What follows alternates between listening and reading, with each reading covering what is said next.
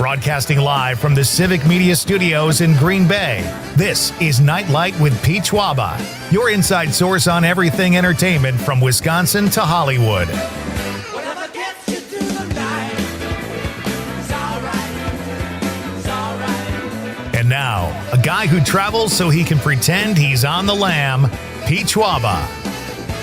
Welcome to Nite.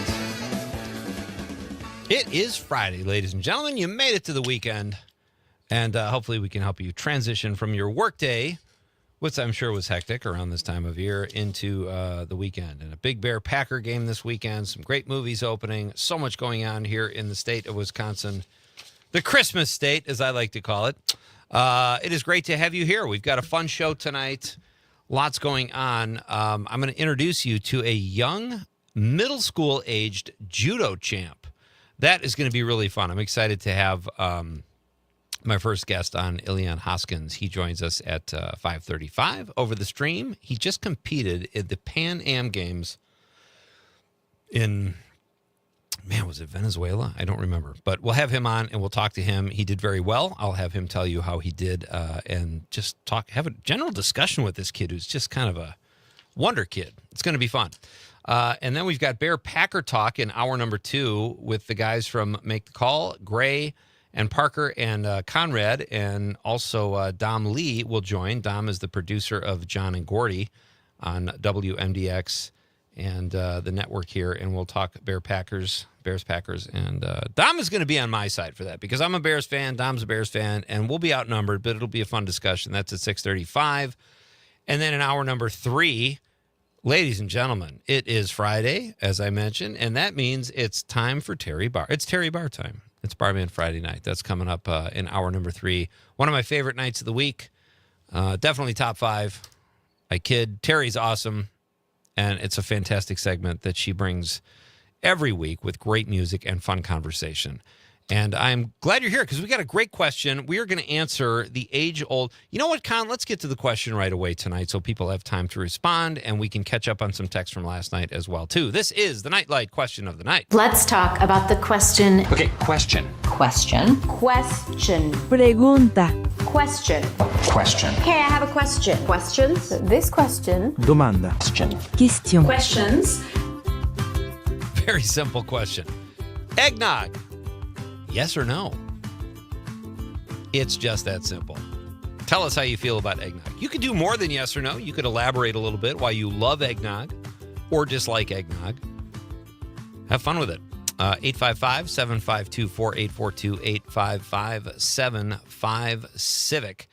If you want to go the text line route, you can also text us on the app or the stream if you're watching Nightlight on YouTube, X, or Facebook. If it's not too much trouble, leave us a like or follow us there. Always fun to see who's following. And folks, this is like I admit I was wrong. I thought Conrad did not like eggnog, but you're a huge fan. All right, so listen. How could I have gotten that wrong? Listen to this, all right? Yeah. I wanted to be like Clark Griswold, all right, when I was younger, all right? I wanted to drink that eggnog in that moose glass. Slurp it. Have it in the huge punch bowl and just have it in the, over there on the table. Okay, fair enough. I do really like eggnog. It's funny that some people just don't like to taste, but it does kind of taste like a dessert drink to me. Yeah, I agree with you there. And I enjoy it. Obviously, only during this time of year. I don't drink it during summer. It'd just be weird. After like a workout, slam some eggnog. You'd have to probably stock up at the holidays anyway. They don't even sell it year round, do they? There's so many different like protein, flavors. Yeah, it'd be hilarious if they actually had an eggnog like protein flavor, and people actually people would probably. I'm going to get that in July. Absolutely, I think they would. That sounds like a crime. Exactly. So last night's question, folks, was who is your favorite Christmas movie character? And I neglected to read some of our social media responses, so I'm going to jam through those because I don't like to let responses go unnoticed or unappreciated. So the responses to last night's question, who is your favorite Christmas character from a movie? Sean on the these are all social media responses. He says, Old Sam Hee Haw Wainwright from It's a Wonderful Life. Great one, Sean. Yeah, he's the guy that always said hee haw. Have you seen the movie? Yes. Okay. I haven't seen it in a while though. And a lot of people said Mary Bailey, but they were all on social media. Jenny Brand from Civic Media says Mary Bailey, It's a Wonderful Life. She's a true hero. No question about that, Jenny. Mike Corwin, Clark Griswold. Mike joins me. I think Mike and I are the only two that chose. Did anybody else choose Clark Griswold last night? I think there might have been one on the text line, but I don't think there was that many. Okay. Nick Wallander, Ellen Griswold. I mean, she's great too. Love Ellen Griswold. I love when she's smoking a cigarette, you know, in the kitchen, and her mom goes, "Are you smoking again?" No. She was. I love Beverly D'Angelo, so I'm totally with Nick there. Erica Larson shared a funny meme of the Muppets in their Christmas special. Great choice. Derek Pfister. What's his name? Hans. Is it Hans from Die Hard? I don't remember anything from Die Hard. I haven't seen it in so long. It's Jeremy. I can't think of his name, but he passed away not too long ago. I'm totally blanking. Another vote. Brett Kissinger, our pal, says Clark Griswold. Great one. Conrad. Oh, you said the Sticky Bandits. That's from Home Alone 2. Danny Wheels says Hermie, the Misfit Dentist. Love that. Thank you, Dan. Janet on social media agrees with Daniel. Lisa Hale, our pal Lisa, who covers news here at WGBW and WISS, says Ma Otter and Emmett Otter's Jug Band Christmas. I don't know that one, I've Lisa. never seen that, yeah. But I'm not surprised Lisa found something that was not on the beaten path. Janet from social media says, first thing I thought of was Hermie, the dentist from Rudolph the Red-Nosed Reindeer. Maybe it's the hair. He's got good hair. He's got that Trump wave going there. It's crazy hair. Janet also says, I realized I didn't read the instructions. It said movie. That's okay, Janet. We accept that. She says, in that case, it would be Darren McGavin and A Christmas Story. We were talking about that last night at how we thought Christmas Story didn't get a lot of votes for the dad or the kid. It got a few, but... And our pal Eric Rathsack from Ask Your Mother says, top three, Buddy the Elf, Cousin Eddie, Frank Cross, Bill Murray from Scrooged. Awesome stuff. But tonight's question, folks, eggnog, yes or no? Feel free to elaborate, too. I saw this. I didn't really understand how popular eggnog was state to state or the discrepancy there could be. Do you know what state it's the most popular in? What state? Vermont. No, I'm sorry, New Hampshire. Oh, okay. I knew it was one of those small states. Not Rhode Island?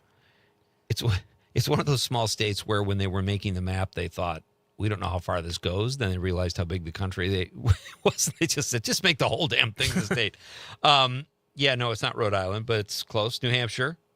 Nearby Vermont is second, followed by Alaska, Maine, Oregon, Wyoming, Utah, Washington State, Wisconsin's ninth. We made the top 10. I need to drink more eggnog. Yeah, you could maybe boost us up to like number 7 or something. New Mexico is 10th. So there you go. I guess I figure like the cold weather states would be the most popular eggnog states, but the bottom states are New Jersey, Michigan, Pennsylvania, Illinois, all cold weather states. That's where eggnog is least popular. In California, Texas, Oklahoma. Other surges during the holidays in particular foods. You ready for this, Con? I'm ready. You still here? Okay. No. Rich red meats. Okay. Like ribeye, roasts, prime rib, tenderloin roast. That does not surprise me at all. Fruitcake. Mm-hmm. Got no use for fruitcake. Keep the fruit out of the cake. Yeah. They're both fine products. Don't mix them. Gingerbread cookies. Oh, love gingerbread cookies. Same. And antacids for the aftermath. I was surprised that, but they said that the state that supposedly in Alaska's on that list, Maine. Hawaii is not. Hawaii does not like eggnog. Okay. Fair enough. All right. I want you to tell the story. These funny news stories we have. Tell us, Con, about the guy who ripped off very expensive jewelry. And what did he do not to get caught? I actually don't got the full story in front of me. Do you got it? He swallowed jewels, Yes, and the cops are waiting for him to pass the jewels. Yes. And they're not kidney stones. They might be different kind of stones. But anyway, they're following this guy around, waiting for him, because that's the evidence. Well, yeah, they took him into custody, Yeah. and now they're just watching him. Now they're waiting for the custody. Oh. Hi-yo! That was wow. It's terrible. Here's another one I love. Conrad found this one on Christmas Eve in 2019. It was reported that David Wayne Oliver robbed a Colorado bank only to throw all of the stolen cash in the air while exclaiming "Merry Christmas." He's To just tho- trying to be like Santa. He's trying to be like a big shot and kind of Robin Hood-esque to those who happen to be passing by at the opportune moment. The 65 robbing a bank just to do that. That's insanity. I'm just confused. I wish there was more that it happened in 2019, so I didn't get too much of the It's story. not breaking news. But how did he even rob the bank in the first place? Yeah. I want to know. And did he go, give me all the money, I'm giving it to other people? 65. I just retired. Give me all your money. I'm on my pension. I don't need it. I'm giving it to others. He was arrested. Don't arrest me. No, arrest the people that took the money from me. They're robbing him. Yeah. They arrested him at a nearby Starbucks where I'm guessing he blew all the money on a large coffee. I was going to say on that bear mug that they sold. Insanity. Crazy. Where did you find that? I just typed in weird Christmas stories. Okay. Here's kind of a bummer of a Christmas story. You ready for this? Seinfeld, on Christmas Day in 1997, that's when he told the cast and crew the show was over. They were going to, and I believe it finished in spring of 98. So on Christmas Day in 1997, Jerry Seinfeld took it upon himself to say, the show's over. Merry Christmas, everybody. Imagine he put it in like everyone's gift. It's like, all right, here's a sawbuck, but look at the note on the back. You're done. You're going for like a Joe DiMaggio hitting streak with the Sawbuck, trying to mention Sawbuck every night. And I think you should keep it going. I love it. Whenever I can mention it, it'll be mentioned. I don't know if I believe this story 100%, though. Seinfeld said, I wanted to end the show on the same kind of peak we've been doing it on for years. He says, I wanted it to be from a point of strength. I wanted to end and be graceful. Okay, so he told people on Christmas Day, but I don't know if I believe that. First of all, what did he do? Send an email? Like, nobody's working on Christmas Day. What if he made everyone go in to do a shoot? Called them into work and then just told them, Merry Christmas, All everybody. right, I'm just You're kidding, done. guys. No one's acting today. Just let you know you're all done. Update your resumes, suckers. Get those LinkedIn. I'm out. Get those LinkedIn profiles going. Yeah, I don't know. That's crazy. I like Seinfeld. He's a brilliant observationalist because that's the basis of all of his comedy was observational comedy. But as he gets older, he's kind of crabby, and they might still be brilliant, but I just don't like him. I don't think he's as fun to listen to as he used to be. Just old and crabby, but whatever. All right, so eggnog, yes or no? That is tonight's question of the night. And we're going to do a very short break here, folks. News and weather and sports is coming up at 5:35, and then we will talk to young judo champ Ilian Hoskins will be here on Night Light tonight for the first time. Very excited to talk to this young man. And after this break, I'm going to tell you the top 5 pizza days of the year. That's all coming up. So you need to know when to order pizza, folks, and when to be cool. When to get that sawbuck out. Yeah, well, you've already got the Sawbuck criterion. We're coming right back as Nightlight with Pete Schwaba on the Civic Media Radio Network. Just gotta call it free.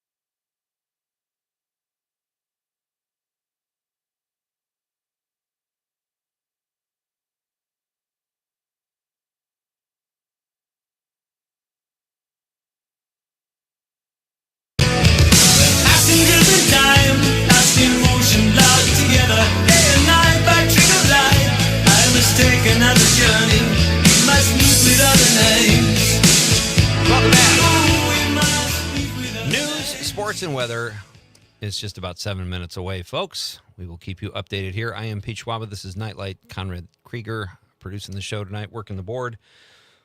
This is what social media is just awesome sometimes. Because where else? Like, this guy posted something about Waffle House. I never would have found this if we were still in the world of newspapers or radio, pure, just straight up radio. But social media, this story I found, this is Ken, a guy from the UK, says, as a 51-year-old British man who had never visited the States, I was especially excited to visit the Waffle House upon everything I had heard over the years. For most of the night, I was slightly disappointed and underwhelmed. It was just me quietly enjoying my hash browns and coffee while everything seemed normal. Then, out of nowhere, I heard a woman scream, I don't know if I can say this word, biatch, stop emailing my man. And suddenly 2 large women were locked in a full-on brawl right by the counter.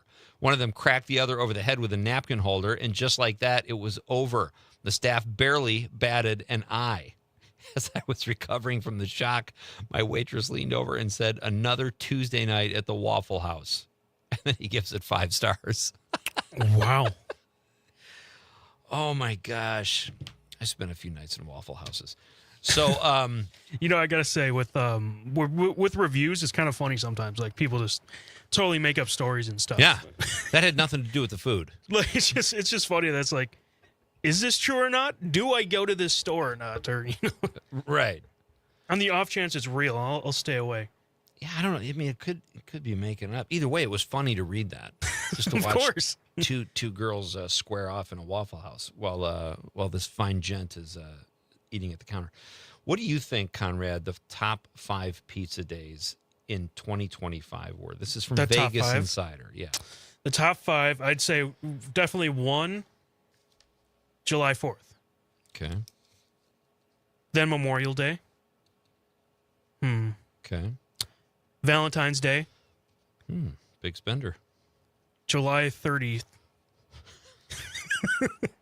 Bingo. That's your top 4. And then let's see. The last one, I'd say Thanksgiving Eve. Interesting. Or Christmas Eve. Or the day after. Here's what they are. The top 5 pizza days, according to Vegas Insider. 1, New Year's Day. Oh, dang. I was off. That kind of surprised me. 2, Super Bowl Sunday. Oh, I how did thought I that not would think be of it? I know. I thought that would be number 1. I mean, New Year's Day, I guess I could see that, but Super Bowl Sunday with pizza has to be, those stores have to be making. definitely. But I think a lot of people make their own food too. They do something fun. Number 3, you were close with Valentine's Day, February 15th, the day after. Okay. It's probably frozen pizza too, because people went out and spent a boatload. I was thinking the same thing. Right. March 15th, right before March Madness. That's a good one. Yeah, the NCAA tournament hadn't started yet, but a bunch of conference championships were going on. That was in 2025. On March 29th during the Elite 8. So all sporting events, basically, except New Year's Day. Or Not, the day after. not July 30th? Not July 30th. Didn't even make the top 365, and I don't even know how that's possible. So there you go. Be careful. And then they also looked at which states Googled pizza the most this year. The top 5, Delaware, Pennsylvania, Michigan, South Carolina, and Ohio. Montana ranked last Okay. because they're going out and slaughtering a cow and Yeah, cooking that yeah. up.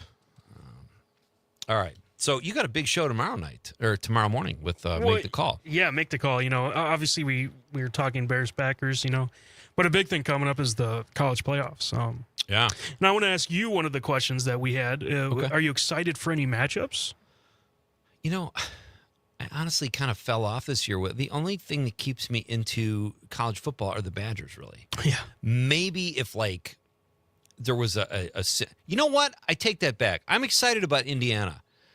A new team that I thought, that's where I thought Wisconsin would be after they hired Luke Fickell. So I'm bummed the Badgers didn't do anything this year. But, yeah, that's a Cinderella story, so to speak. I like Indiana. See, I mean, I said this, all right? I'm not really excited about the college playoffs because I know, you know, it's going to be the same as last year. All the teams that made it in from those kind of bad conferences, they're going to lose. It's going to be the Right. big guys against each other again. the thing I'm excited for is one of the bowl games. What is it? If you look on the stream here, the Pop-Tarts Bowl. I can't even. There's like two. They have custom helmets, okay? And the Okay. stripe, you know the frosting on a strawberry Pop-Tart? Yeah. And the sprinkles? Yeah. That is the stripe down the middle. And it's Okay. Is cut. it Boise State? No, these are just example helmets. Oh. The teams, I believe, were just released today. I didn't get pictures of the actual helmets, Okay. but I thought that's so cool that they actually have custom jerseys and helmets for the Pop-Tarts game. And as Jimmy Kuska said, this is the only game that they sacrifice a mascot because they put the Pop-Tart in the fake toaster. Let me ask you this.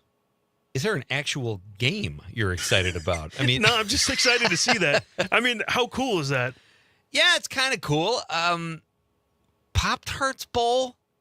There's a bowl, whatever brand can, offer the most money, like Duke's No, Mayo. I get it. But, Yeah, but it's just like, I wish it was still called like the Fiesta Bowl or the There's- Cotton Bowl. I know they add those words in with the Yeah. sponsor, but like Quicken Loans Arena. Oh, that's exciting. Let's go watch a contest at the Quicken Loans Arena. all right, so I'm just saying this. Watch the Pop-Tarts Bowl this year. You'll be thrilled. You'll be entertained, and you'll love that you watched it. I doubt that. Go Hoosiers. That's what I say, though. Yes. Is Ohio State still undefeated? Yeah. No, they lost to Indiana. They lost to Indiana. That's In the- right. in the So Big Ten. who's the number one seed? Indiana. Overall. Yeah. That is believe so. unbelievable. All right, folks. News, sports, weather. It's all coming up next. And then we've got a young judo champ, Ilian Hoskins, a fine young man, joins the show tonight. It's Night Light with Pete Schwaba on the Civic Media Radio Network.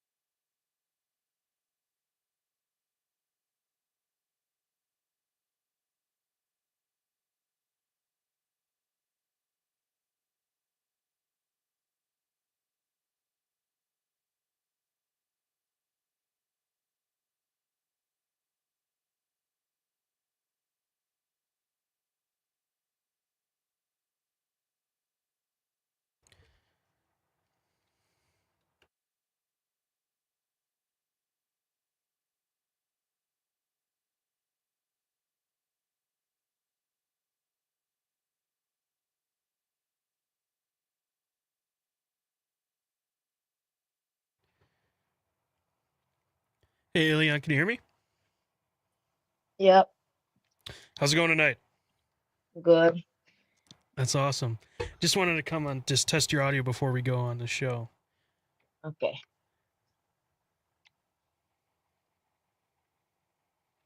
Can you just say a couple words so I can test it? Hello. How are you?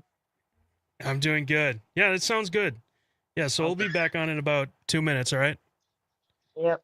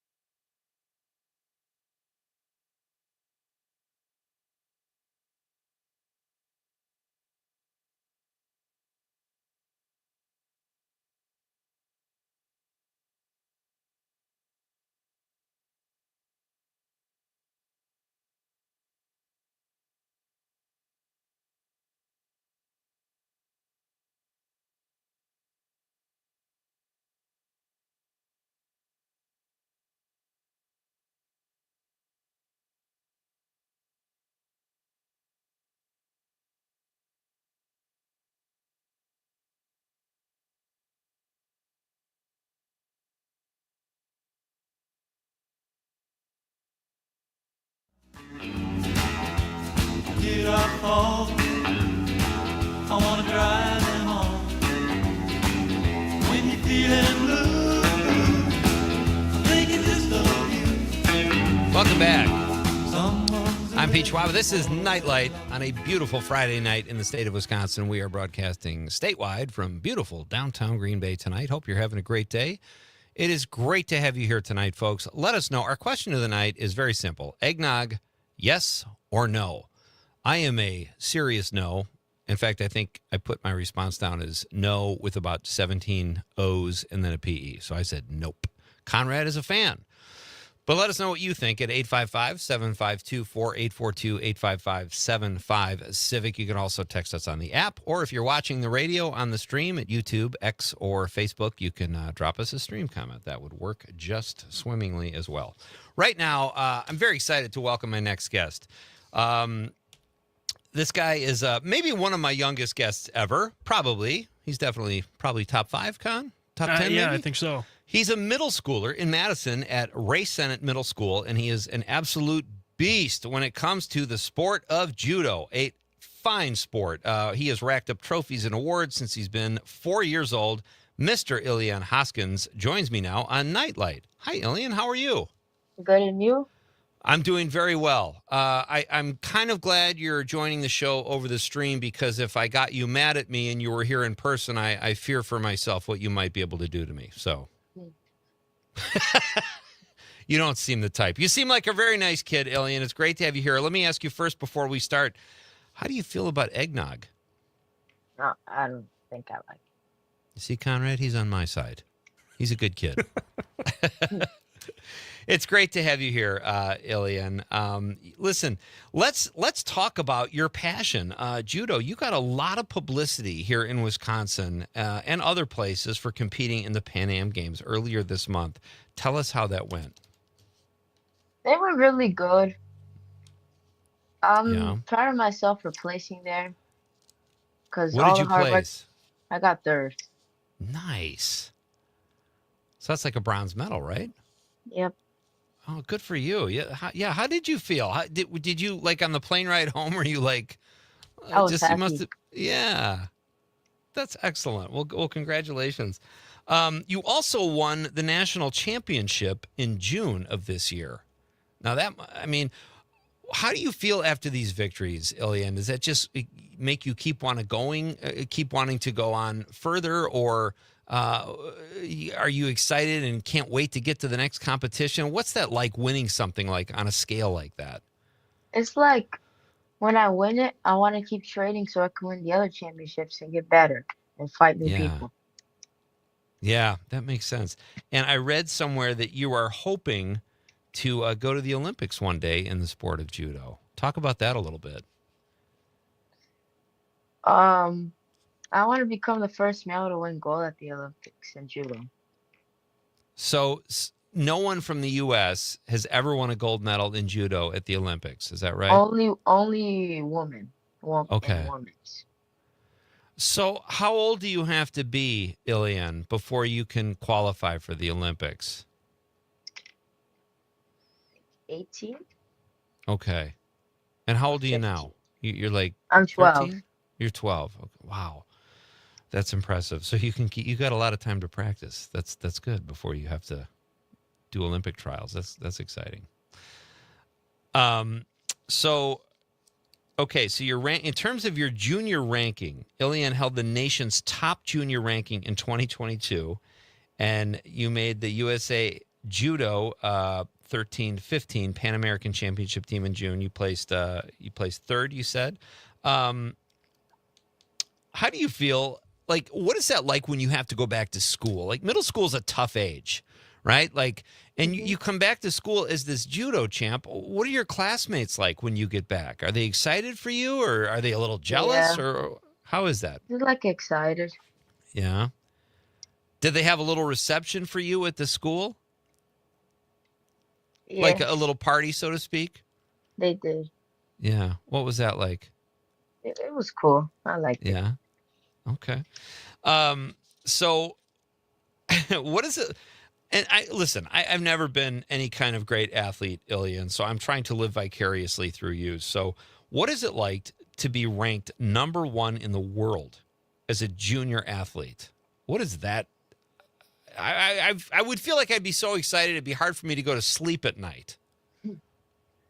I feel extremely proud of myself, and when I started competing in my first national championship, it was my goal to do that. Yeah. Wow, great. So, all right. So I've read articles about you, and I've heard school administrators or teachers talk about you and refer to you as a role model. Do you consider yourself a role model or a leader to other kids? I think so, yes. Yeah. How do you try to do that? Like, obviously, anyone who practices martial arts, it's a discipline and it's an art. Do you lead by example, or do you try to give other kids pep talks? Like, are you a good friend that way? Yeah. Yeah, I like good. try to help them be more respectful and things. Yeah. Is your school, are the kids pretty respectful for the most part at your school? Yeah, That's good. Are you a good student? I am. Yeah, that's good. Let me ask you this. Has being a good student made you better at judo, or has judo made you a better student in school? Do the two complement each other? I think being good at judo has helped me in school because it teaches me discipline, focus, and not giving up when things are hard. But these skills can help me pay attention and study better in school. Being a good student has also helped me in school and judo because school teaches me how to listen, follow directions, and be more respectful. Yeah, And they that's both help great. me do my best. That's excellent. What's your favorite class in school? Like social studies or math. Okay. My guest is Ilian Hoskins. He is an absolute all-star when it comes to judo. He's won awards and tournaments, and he's been ranked number 1 nationally. And this has all happened in the last 8 years. He's been practicing judo since he's been 4 years old, which I find really just fantastic. Do you think you'll always practice the sport, Ilian? Yeah. Is it the kind of sport you can do? Like, martial arts are different. Some of them involve more kicking. Some of them are more holds or throws, like judo. What is a martial art, or maybe it is judo, that you could do as you get older, like when you're even maybe 60 or something? Can you do judo at that age? Yeah, I can be like like a teacher. Yeah. Well, that's great. Um, what is your goal? Obviously, let's say you go to the Olympics and you win a gold medal. What then? Mm, Open up your own judo school, maybe? Yeah, Yeah, that'd be that pretty could help. cool. Yeah, it was What's next for you? When's your next big competition, Ilian? in March, And what is that? What is that tournament? the youth nationals. Okay. How do you feel? You feel good about your chances? Yeah. Yeah. If you were here in person, I would love it if you could teach Conrad a lesson, the producer, because he gets really mouthy sometimes. You think you could do that? Yeah. So let's talk about this, Ilya. And your older sister, Joanna, is also pretty accomplished in martial arts. Tell us about her and how that is being in the same house with another really accomplished martial artist. It's cool because when I was younger, I always used to watch my sister compete, and that made me want to compete too. Now, she practices karate and kickboxing. Do the two of you, they're different art forms, did the two of you ever just kind of spar, goofing around, or how does that work? Do you make each other better Yeah, at your martial art? yeah, we do. Who usually wins? Sure. For now, anyway, right? Yeah. Um, so, all right. So, how often, Ilian, like at your age, you've got middle school, you've got all these classes, school's hard work, but what you do in judo, it takes a lot of dedication too. How often do you train and for how long typically?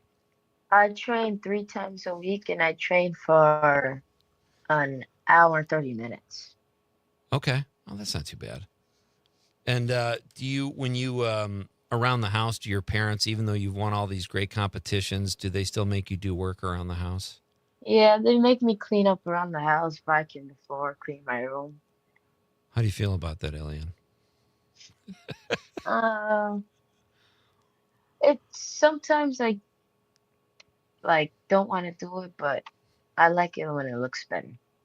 That's great. What kind of music do you listen to? Do you ever listen to music when you train to get yourself pumped up?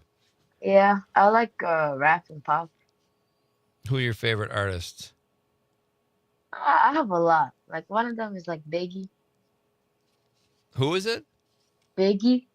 Biggie. Do you know who that is, Con? Yeah. Yeah. Like Biggie Smalls? Yep. Oh, yeah. I'm not on first name basis with him like Ilian is. I'm not pals with him anymore. But well, that's cool. So, and what about TV, Ilian? What kind of TV do you like to watch? Mm, like Or do you I even have like to time watch for? Yeah, go ahead. Sorry. I like to watch like sports or like anime, Yeah. What's your favorite sport outside of judo? soccer.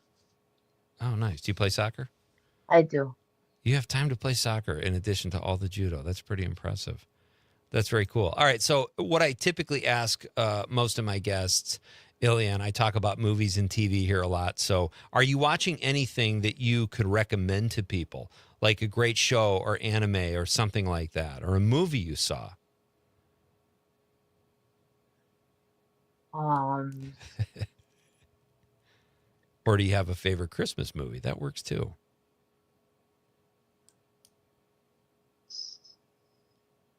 And if you don't watch movies, that's okay. We could go back to judo. That's totally fine.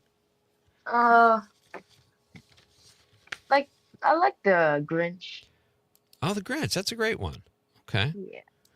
Well, hey, you're a great kid. Keep up the great work, and I appreciate you. I know how busy you are. I appreciate you taking time out to come on the show and talk to us a little bit about. I love martial arts. I think they're great, and I think they're great for people. So keep being a role model, keep being a great kid and a good student, and listening to your folks. And get to the Olympics so I can say that I met you and that you're my best friend. Okay. Okay. All right. Thanks so much, Ilya, and have a great night. And You too. happy holidays. Thank you, buddy. Happy holidays. All right. Bye.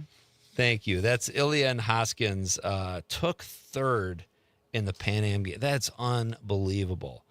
You know, I didn't even qualify for the Pan Am games. I didn't even know you tried. Well, I tried. And I tried in the 13 to 15 division thinking I would have a leg up. But Did they take you out of there? They took me out. The security might have roughed you out a little bit. Exactly. What a great kid. That's Ilian Hoskins. We are going to do a very short break here, folks. And then we've got, I'm going to tell you, this is kind of funny. We're going to talk about an animal that fell into a plate of food. That is coming up next. And news, sports, and weather is also just about 10 minutes away. Folks, it is great to have you here on this Friday. It's Pete Schwaba and Nite Light on the Civic Media Radio Network. The camera pans a cocktail glass behind a blind of plastic plants. Found a lady with a fat diamond ring. Then you know I can't remember a damn thing. I think it's one of those deja vu things. Or a dream is trying to tell me something, but will I ever stop thinking about it? I don't know. I doubt it. Subterranean by design. I wonder what I would find if I met you. Let my eyes caress you until I meet the thought of Mrs. Princess Who. I often wonder what makes her work.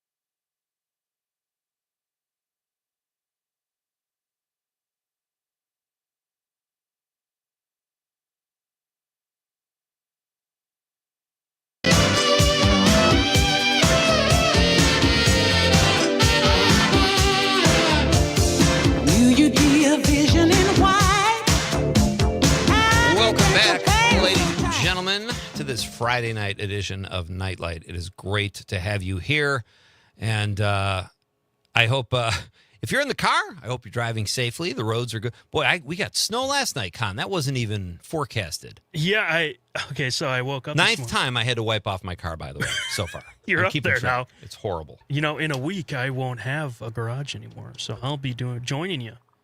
Ooh, that's a tough. You know what's weird? In my house, the house that we bought many years ago, the garage is like 6 feet from the house. Mm-hmm. What are you doing? Just connect the damn garage. At that point, what on earth? Like, I don't know why anybody living in northern Wisconsin wouldn't have an attached garage. Obviously, it didn't stop us from buying the house. But my God, I could spit on my garage from my back door. And I've done it many times because I'm a Bears fan. No, but it's I don't know why you just wouldn't connect the garage. But that's going to be a big thing for you because it's a difference. But also, it's right across the bridge there. Right. So I don't really have to drive to work anymore after that. That's nice too. You Unless can go, do I want to wipe my car off or walk to work? And so you're talking about the roads. It's kind of slippery out, with the rain that we had, and then it kind of got colder. You know, I was walking, through the usual little walkway that we like through the grass there. Yeah.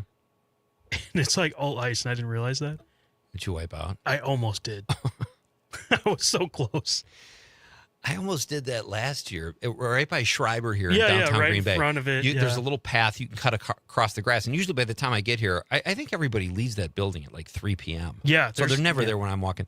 But I think it was last winter, same deal. I almost did a header, and there were people around a conference table, and they all looked at me, and I could tell they were kind of like trying not to laugh, or like maybe thought they might have to call paramedics or something. So all right, so this is my wipeout story here. All right. Yeah. Last year, my friend invited me to like this work function he had at the Northland. Mm-hmm.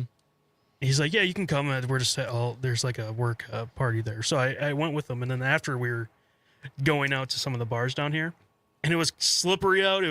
It just rained, and it's kind of froze over, and we get outside, and I pretend like I'm gonna slip, like to my friend. I'm like, oh, and I actually fall. And he's laughing from literally like a 5-minute walk of just laughing so funny. Hard. The joke's on you. Yep. Nice try. Our question of the night, folks, is eggnog, yes or no? Dave on the stream says no. Very simple. No punctuation. No nothing. Just a flat out no. Dale from Waukesha in the 262 says, I'm a 74-year-old man. I haven't had eggnog for many years, but I always enjoyed it. Pasteurized, milk, eggs, nutmeg. Very safe, always delicious. Boy, he sounds like he could be on the Eggnog Council or something.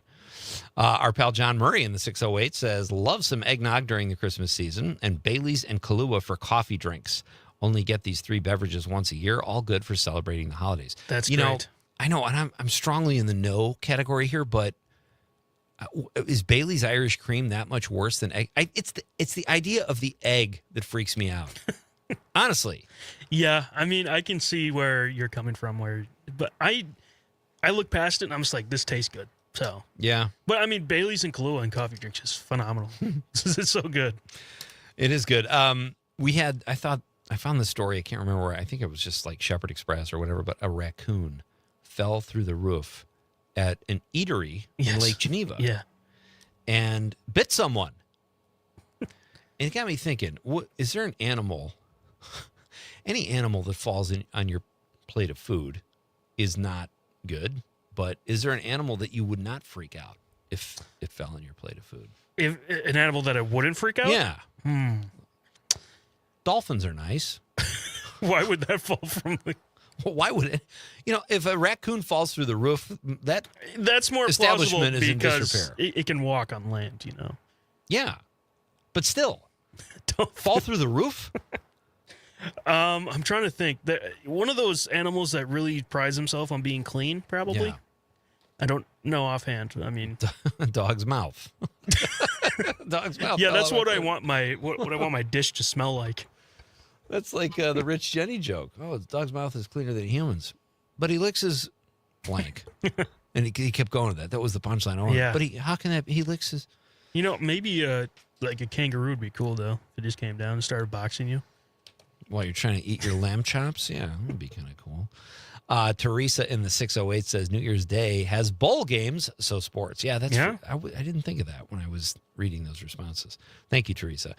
Dale from Waukesha in the 262 says, in answer to your question about your standalone garage, the spit you talked about may cost you $10,000. To put a pathway from the garage to the house. Oh, maybe that's what I thought. I thought Yeah. it was like a spitting Well, ordinance or unless something in Marinette that I was unaware of. Unless you spitting on the sidewalk. build up enough spit where you have to get it removed. That's a good point, Dale. Thank you, sir. So let's see. Bowen Yang leaving Saturday Night Live Yeah. after 7 years, abruptly in the middle of the season. I didn't even think he was. He's not like one of the major guys, is he? I mean, I feel like he was. Like, he would be in a lot of skits. But I feel like he probably wants to venture into movies and stuff. Yeah, I guess. We've got news, sports, and weather coming up in just a couple minutes, folks. Some of the social media responses to our question of the night, eggnog, yes or no. Conrad Krieger, big yes. Pete Schwaba, long nope. Janet, nope. Dan Wheeler, if it's made with chicken eggs, yes. If it's Vermont style and made with goose eggs, no. No thanks. Nasty aftertaste. Well, Danny Wheels is a eggnog connoisseur. Is that why Vermont's eggnog? You're just drinking the wrong kind of eggnog, apparently. I mean, their numbers are up I guess so. in New Hampshire. All right, we've got a lot of show coming up, folks. We're closing off Act 1 here. News and sports and weather is next. Bear Packer Talk at 6:35 with Gray, Parker, Dom, Conrad, some of the guys from Make the Call, and then Dom and I will represent the Bear side. It's going to be a lot of fun, and we've got a lot coming up. We're going to read some of your texts after the news. We are coming right back. It's Nightlight with Pete Schwaba on the Civic Media Radio Network.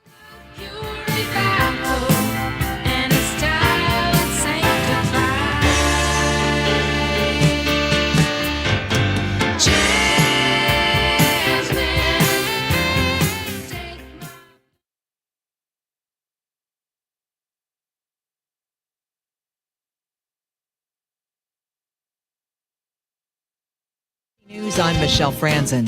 The U.S. is carrying out retaliatory strikes in Syria targeting ISIS after last week's deadly ambush that killed 2 U.S. soldiers in Palmyra, Syria, along with an American interpreter. President Trump had vowed a response. A U.S. official says U.S. forces are actively executing a large-scale strike against weapons and ISIS infrastructure. The strike involves fighter jets, attack helicopters, artillery, and dozens of targets. It's aimed at delivering a significant blow to ISIS remnants, ISIS infrastructure, and eliminating ISIS weapons. There are multiple locations being targeted in central Syria.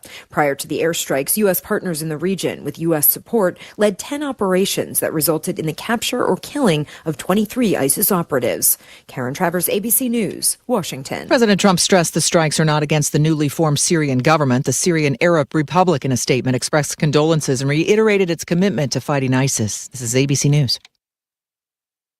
The race for New York governor, down by one candidate, as a high-profile Republican, once the darling of the party, now dropping out of the race and saying she won't run for re-election. Republican Congresswoman Elise Stefanik announced that she will suspend her campaign for governor of New York. Stefanik was planning to challenge current governor Kathy Hochul in November. Stefanik says she will also not run for re-election in Congress. The Republican Congresswoman releasing a statement saying that she did not come to this decision lightly and now plans to spend more time focusing on being a mom to her young son. ABC's Alex Prochet. Members of the Kennedy family, along with Democratic lawmakers, criticizing the Kennedy Center board members' decision to change the name to Trump Kennedy Center, saying only Congress can change the name of the Arts and Performance Center, set up as a memorial to former John F. Kennedy after his assassination. President Trump said yesterday he was surprised by the board's decision. Today, crews were seen replacing the nameplate on the building. Michelle Franzen, ABC News.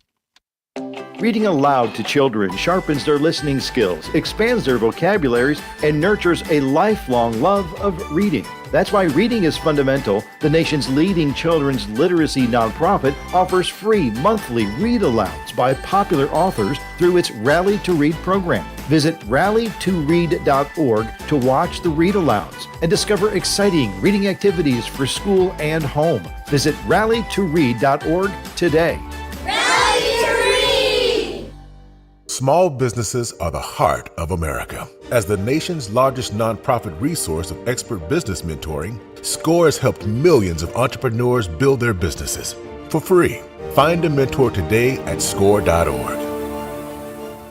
You are never far away from your favorite radio station. We're always streaming on TuneIn and the Civic Media app. And if you missed your favorite show or game, listen to a podcast of it anytime on the app or our website, civicmedia.us.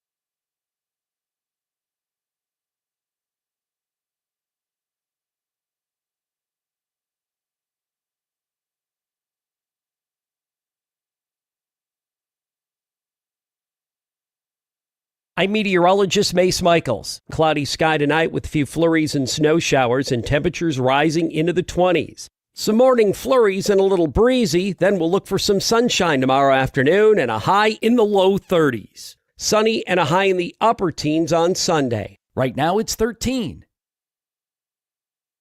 Teachers are diverse, skilled leaders, innovating to prepare students for our fast-changing world. Teaching shapes lives. Are you ready? Explore teaching at teach.org, supported by the U.S. Department of Education and 1 million teachers of color. When a warrior faces adversity, he fights through it. He finds a way. Freedom isn't free. Rolling strong. Belief. Believe you can, and you will. Wheelchairs for Warriors provides mobility solutions to veterans and first responders injured in the line of duty. Join the mission and visit wheelchairsforwarriors.org. Is getting vaccinated on your to-do list? We can help you check that off. You've got this. Yes, you do. See how we've got you at yougotthis.usaging.org. A message from the Aging and Disability Vaccination Collaborative, powered by U.S. Aging. You are listening to your local Civic Media radio station on air. Thank you. Did you know we are always streaming on TuneIn and the Civic Media app?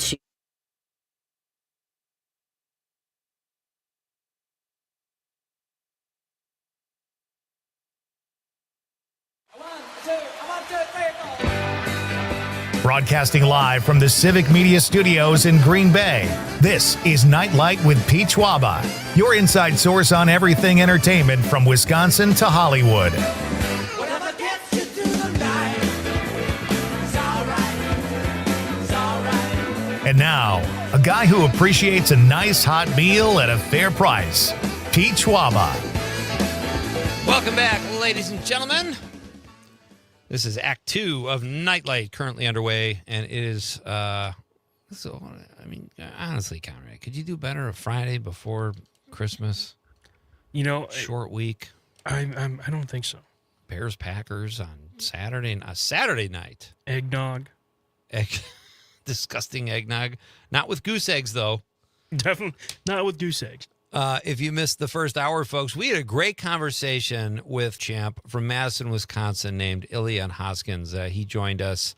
What a good kid. Just in middle school, but gutted it out here on the radio. And we will definitely be following his career. He took third in the Pan Am Games earlier this month. Very cool stuff. And such a great sport. Judo is really fun to watch, too. And his goal is to be in the Olympics one day. So that should be fun, and we hope he makes it. Our question of the night is, you know what, Con? Let's reintroduce it, shall we? There's the Nightlight question of the night. Let's talk about the question. Okay, question. Question. Question. Pregunta. Question. Question. Hey, I have a question. Questions? This question. Domanda. Question. Question. Questions. Eggnog. Yes or no? Very simple. We have so many responses on social media, too. I love that people kind of responded to this question. Eggnog, yes or no? Let us know what you think, folks. 855-752-4842. 855-75-CIVIC. Conrad says a big yes. I say a huge no.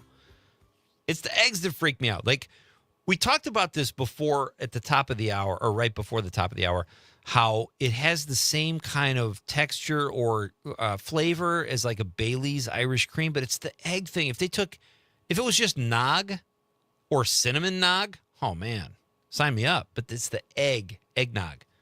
And I like eggs. I eat scrambled eggs 3-4 times a week. I thought you were going to say a day. 3-4.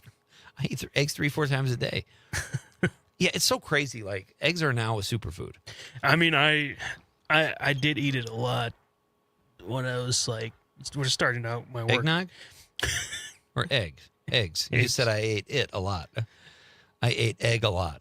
In the beginning of the year, yeah, it helped me lose a little bit of weight too. Yeah, that's good. I mean, honest to God, it's a superfood. And Conrad, I'm not kidding. 25 years ago, people don't eat eggs. Well, high cholesterol. Yeah, exactly. You know. The cholesterol in it. But I mean, the new thing now is, you put more egg whites in it instead, because you can buy egg whites in a cart. Yeah, but that's like processed stuff, right? Like they want you to eat farm raised eggs. Yeah, I think that's the superfood. No, right? I don't agree with egg whites. Like I've tried it and I think it's gross, and I like just having my scrambled eggs. Sometimes an omelet. I get it. I can make an omelet. There's nothing stopping you from making an omelet in either one of your apartments. Yeah. This is funny that you have two apartments. When I was toward the end of our time in LA, but we ended up renting a house, but we had this great apartment, and I never wanted to leave. I would have stayed there, raised 2 kids in an apartment. I really would have done that. We had this pool, a guard at night for the parking. It was in a great neighborhood. I'm like, what? And it was rent control. I'm like, I wasn't a house guy. So, but my wife was like, we need more space. So I rented another apartment in the same building down the hall. We turned that into like a playroom. And my friends on this show I was working on called Sports Soup, they were always like, how many apartments do you have this week? Like, they never let me hear the end of it. And I thought they were a little rude because I thought it was a pretty good idea that my wife had, and ended up, we just bailed and rented a house for the extra space in the yard. But we didn't have a pool in Southern California. So you can always make a pool. Just in the bathtub, You could make a pool as easily as I could attach my garage to my house. But I admire you for you make one a love nest. Well, let's just say this. The only reason I have 2 apartments is because they put it on such a special that I was like, well, yeah, I'm going to get it now. And you would have lost your security deposit, right? If you bailed? Is that how that works? In my current apartment? Yeah. Yeah. Right. Well, I didn't want to lose out on this apartment, so they were running a special, and it was minus $700 of rent for the month of December. Yeah, you got to jump. I'm like, you got to. Yeah, let me sign me up. So, which apartment are you going to watch the Bear Packer game at? Actually, none. I'm going to Stadium View with some of my friends. Oh, nice. Oh, that'll be fun. Yeah, that's fun when you make an event of something. It's going to be a fun game. Coming up at 6:35, folks. Parker Olson and Greg Gunderson. Conrad and Dom Lee will join me here, and we'll have a fun little Bears-Packers discussion to celebrate this outstanding rivalry. Pardon me. And I want to say thank you to the listeners for still listening to the show, even though I'm a Bear fan sometimes. You guys, they put up with me, and they're the great couch potatoes, so I really appreciate that. And that's going to be a fun talk. That's at 6:35, and then Conrad and I might actually extend the talk a little bit into hour 3 before we have Terry BARR on for BARR Band Friday night at 7:35 tonight. Like every Friday, we welcome Terry onto the show, and we have a segment named after her. That's how much we love Terry. I mean, she always brings the best music every single week. Absolutely. Has there been a week where we were like, no, this music's no good? Well, first of all, I wouldn't say that even if she did. Like if she brought like a Weird Al song. I love Weird Al. Yeah, that's true. That's a bad. Let's say she found a Weird Al impersonator who's yeah, trying to write yeah. original stuff. I probably still wouldn't say anything because I like Terry so much. But luckily, she's never put us in that situation because she's just so much fun. I found this. I sent this to you earlier on social media. I think it was on Instagram. What if we went on in the picture is a guy walking through Menards where they have all the Christmas trees. He says, Yep. what if we went on a Christmas date walking through the Menards Enchanted Forest, then went to Quick Trip and got dinner at the hot spot? And what I sent you, this is a new skit. That's the first thing I said. Yeah, we got to do something with that. That's but I think perfect. It's what if. It's like, well, what if there's no second date? I think if you let's be honest, that's not gonna, going to materialize. What if it's the just say it's me, okay? Yeah. And this is what the girl sends me. And that's what she wants to do. Then there will be you would many propose. You would in take the hot a knee spot. exactly in front of the chicken sandwiches. You know what? This is this is like a really nitpicky thing about Quick Trip because I like Quick Trip for what it is. It's a gas station, Mm-hmm. and their food. Let's relax, folks. It's fine for gas station food. It's maybe the best gas station food, but it's still gas station food. But I love those little cheesy potato dealios they have. Yeah. They never have them, though. It's always cheese curds, and I would rather have the cheesy potato puffs or whatever they call. Yeah, they never have them, though. You know, I'll say this. I think I've said it before, is that Quick Trip does not have good cheese curds. But those things that you're talking about, those are dynamite. They're really good. Yeah. And Pizza Hut used to have them, but they don't have them anymore. So Quick Trip's they're kind of the go-to place. And they rarely have them. I don't know if I went to Tennessee a couple months ago for my friend's wedding. Yeah. And when we were in Tennessee, we stopped at a Buc-ee's. Oh, they're coming to Wisconsin, right? Yes, they are. Yes. And let me tell you, their food knocks out Quick Trip instantly. Yeah. It is so good. And the process they have people working in there is crazy. What do you mean? So they have like short rib like sandwiches, like kind of like slices. Why can't I think of the word? Burnt ends kind of dealio, you know? Like beef tips? Yeah, like kind of like burnt ends, and they just have people cutting. There's like 6 different stations of people just cutting that, and you get like you can see it. And they're just going super fast because when I got in there, it was like I was like, can we even walk in? And it's so packed. And it's like a Walmart sized Buc-ee's. And it was that packed. How did we get to that place where it's like, well, it's a gas station. You got to have fine dining. It's like it's just as crazy. Well, this is a knitting store. We need gas, so we need to offer people gas. Like that combination, I don't know how that happened, but it started with snacks, and now it's meals. Let me tell you, this Buc-ee's, they're making a lot of money.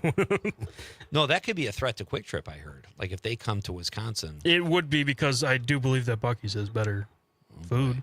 And for you to say that, that's something. I mean, I like my Quick Trips chicken sandwiches, but that's like a Yingling spotted cow rivalry. Now you just reminded me of Yingling, and I want one.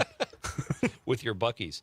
I had to plug my computer in, and I don't, my computer wasn't charging. I've had some issues lately. So I ordered a new charger, and I went cheap. I think it was like $16. This thing, I leave it plugged in for 10 minutes. First of all, I plugged it in, and as I'm moving the cord to my computer, I got a shock.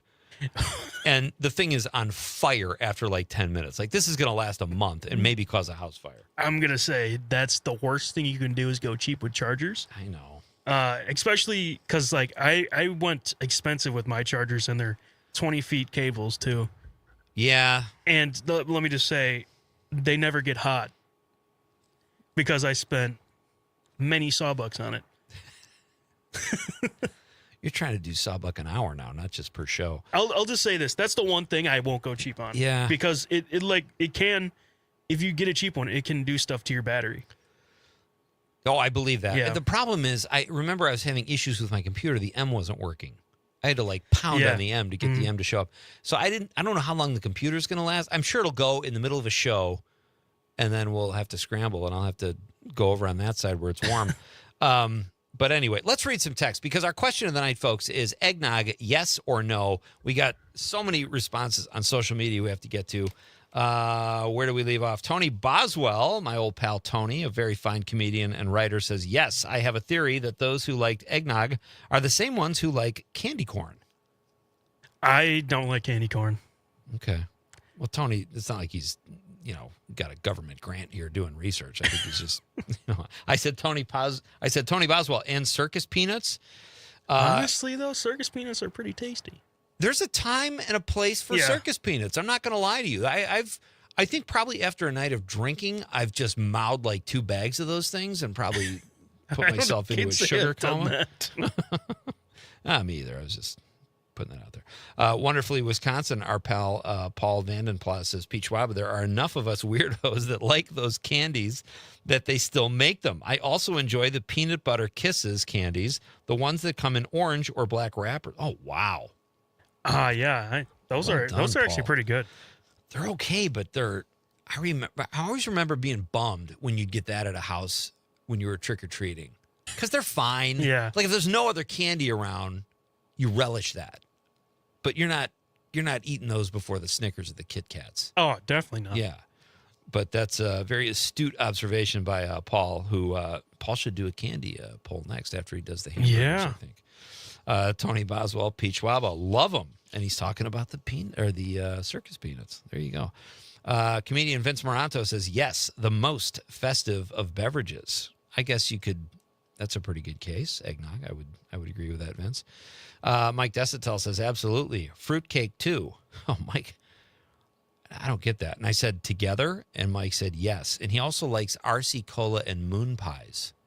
Ooh, moon pies I haven't had in a while, but I remember those. Those are good. They are good, but I remember I kind of grew out of that double sugar. Yeah, I mean soda and moon pies, man. Those Hostess things that'll mess you up. Tim Baker on social media says in moderation. Okay, he doesn't want to overdo it on the eggnog. My friend Tiff says spiked.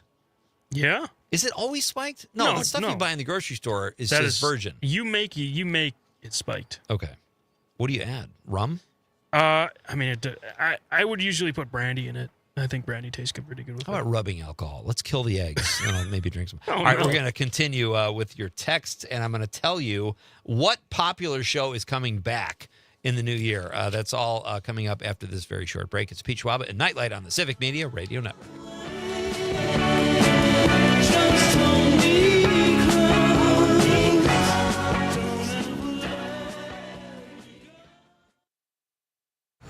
From Denmark to De Pere, this is 97.9 WGBW. Santa brings toys to all the boys and girls and their furry friends too. With grooming services and a new expanded dog wash, Pet Supplies Plus in Swamco's Urban Edge Town Center has stocking stuffers and gift cards to bring holiday cheer to every member of the family. Festival Foods, a Diamonds and Gold present Let Me Be Frank's 26th all-new comedy musical Christmas show. A Frank's Christmas runs November 28th through December 27th at the Meyer Theater. For tickets, call TicketStar at 920-494-3401 or go to meyertheater.org. Groups of 10 or more get $5 off per ticket. This year, we're going to Whoville to see what the who's and the what's are planning and if Tom Grinch will make an appearance. It's a Frank's Christmas at the Meyer Theater. For tickets, go to meyertheater.org or call TicketStar at 920-494-3401. It's time for Eye on the Community on WGBW, sponsored by Insight Eye Care, serving the Fox Valley since 1972 with comprehensive eye care services. Find them on North Sawyer Street in Oshkosh and Chain Drive in Appleton. Their goal is to improve lives by improving sight with quality eye care for everyone in your family. Insight Eye Care. Visit WIinsight.com to schedule your eye exam today. Now, here's what's happening in our area. The Festival of Trees, presented by the National Railroad Museum, runs through January 4th, featuring dozens of uniquely decorated trees displayed among historic locomotives and exhibits, enchanting more than 20,000 visitors each season. And from December 18th to the 23rd, explore a stunning winter landscape at the WPS Garden of Lights, presented by Green Bay Botanical Garden. Discover an array of nature-inspired light displays, an icicle forest, glistening flowers, and a 60-foot walk-through caterpillar. This has been your Eye on the Community, brought to you by Insight Eye Care. If it's happening in the Green Bay area, it's on WGBW.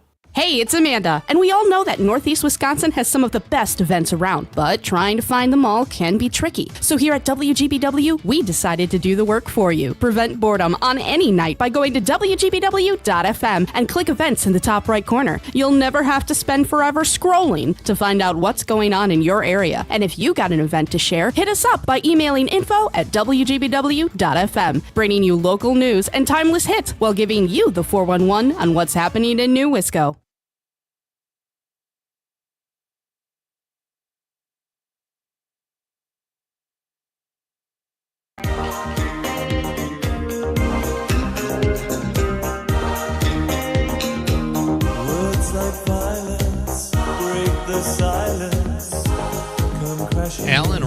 Jim is the name I could not think of earlier. He's the bad guy in Die Hard. Welcome back. It's Pete Schwaba in Night Light. And I thought his character's name was Hans. Yeah, Hans Gruber. Hans Gruber, of course. One of the most notorious bad guys in showbiz history, played by Alan Rickman. Conrad, Scrubs. Were you a Scrubs fan? No, never. I gotta say, that show is coming back after 15 years. It's been off the air 15 years? 15 years. I was surprised at that, too. And I guess he's my friend, accomplice, whatever, Matt Tarsus, who, when my writing partner Greg and I were fired from the A Guy Thing project, we sold the movie, did our 2 rewrites, and like they so often do, they replaced us. Still wasn't great, but they brought in Matt Tarsus and Bill Rubel. And Bill was, I think he was on Will and Grace. He went on to do Modern Family. Both very successful TV writers, and they did the rewrite of A Guy Thing. Anyway, I'm trying to get Matt on the show because Scrubs, it was really funny. It was highly rated. I'm happy it's back on the air because I hope that Donald Faison and Zach Braff are too busy to do those stupid T-Mobile commercials. Yeah, how many are there? There's Stop. so many. It's terrible, and they're not funny. It's like they think they're so cute with their singing, and we're just buddies and neighbors, and we're singing about cell phones. It's just weird. Yeah, it comes to a point where you run out of T-Mobile stories, you know? Yeah. 2 would have been enough. You just don't need to do it. Nothing is enough. It's perfect. So Scrubs might be back, or Scrubs is coming back, February of 2026. It will re-air. So if you're a Scrubs fan, you're in luck, and it is a good show. I think it won Emmys. Funny, a lot of jokes. I got something new I've been watching, actually. Really? What is it? Well, the first season came out last year during this time, and it was Percy Jackson and the Olympians. And it's the second adaptation of it, because the first one was movies. They made the first 2. I guess originally they're books. Okay. And I read them all in middle school, and it was the only full novel series I read all the way through. Okay. Because it was really that good. Wow. So that they made it into movies, not even really close to how the books made it. Right. This one they made. So the first season, I was like, this is fantastic. Because let's just say in the movies, they made him look like he's 26. Yeah, those are huge. But in the book, he's 15. So they made it. All right. Anyways, they released the second season last Wednesday, and I gotta say, it's so good. Really? And the first season was good. Oh, it was. I'd say that was my favorite TV show of the year last year. Was that? Oh, that's fantastic. So okay. it's the Percy Jackson, the second season, the Sea of Monsters, and I'm enjoying it. Disney Plus. Yeah, there you go. Another recommendation. Check it out. Over the holidays, folks, we're all looking for stuff to watch. Let's get back to some of our texts. Our question of the night is eggnog, yes or no? You think we're split down the middle on this? I think no is outweighing the yeses right now. Really? I think. Jim from Appleton says eggnog is wonderful. Seasoned properly, it reminds me of a golden Cadillac or Brandy Alexander. Yummy. Nice. Okay. Yummy indeed. Yummy indeed. Mike Toomey hates the word yummy. If you ever want to Who doesn't? The word sucks. No, Mike has been on the show several times. One of my truly best friends. If you are a woman and you start to dance in Mike's presence, he gets really uncomfortable. He doesn't like it when someone just starts doing this, if there's music on, and he does not like the word yummy. I'm going to say I hate the word yummy too, but I say it because it's funny. Yeah. When's the last time you actually ate something you're like, yummy? Never. I don't ever say it, and I almost didn't read Jim's. He added yummy, and I almost didn't read that part out of respect for Jim. But Jim wanted me to read it, so I read it. Ed from Madison says, spiked eggnog? Hell's yes. Unspiked eggnog? Hell's no. Jim, why don't you just Ed, why don't you just have a drink? He likes the eggs. Well, the alcohol kills off the whatever. I guess. AJ from the 608 says, no, the eggs scare me too, but I've had good eggnog and not against it. Very diplomatic. Thank you, AJ. Gene from Green Bay says, eggnog, definitely. It's delicious. double exclamation points. Agree Gene, there. Gene is leaving no doubt. And then let's finish up our social media texts here. Eric on social media, Facebook says, no, if I want rum-flavored phlegm, I'll hock up a loogie into a glass of Captain Morgan. That, I might actually vomit reading that. That was gross. Very well done, Eric. Derek Pfister says, yes, yes, and yes. So you're saying yes. Amanda Nimmer says, I think that's 1,000,000% yes. This is evening up, Conrad. We've got Sean said, we already read these. Okay. So I would say we're probably even. We actually got two more social ones that I don't know if are in there. Go for it. So Wonderfully Wisconsin, Paul Vanapla says, I would drink it all year if I could. No, he responded twice. So Yes. he's a big time eggnog fan. Yeah, he'd drink it all year if he could. Yeah, that sounds like a Wonderfully Wisconsin post. We should, Yes. you know what I mean? Like he should do something with that. Maybe he already has. Mike Mercury, I don't know if you read that one. I don't think so. No. He said hard no. Hard no? Okay. And some people like hard eggnog. See what I did there? We got a Steady Eddie text. I don't think we can get this in. Steady Eddie in the 608 says, this time of year, I like an occasional cup of nog with a little nutmeg sprinkled on top. Sweet, creamy, dreamy, tastes like Christmas and New Year's Eve. Brings back good childhood memories. Sometimes, if I'm feeling warm and free, I'll add a little booze to my eggnog. That's better than yummy. Rum and brandy, but after January 1st, Conrad and Pete, no more nog for me, please. It's back to black coffee and reality. Oh, that text started so encouragingly, and it just kind of ended on a sad note. For Steady Eddie. Thank you, buddy. Great to hear from you, Steady Eddie. Okay, after the break, the news, sports, and weather. We're going to have some sports talk, folks. We're talking Bears and Packers with the guys from Make the Call, of which Conrad is a part of that team that airs Saturday mornings here on Civic Media. Great sports show. And Dom Lee will join as my Bear fan back up. We're going to have a great discussion. It's coming up next on Night Light with Pete Schwaba on the Civic Media Radio Network.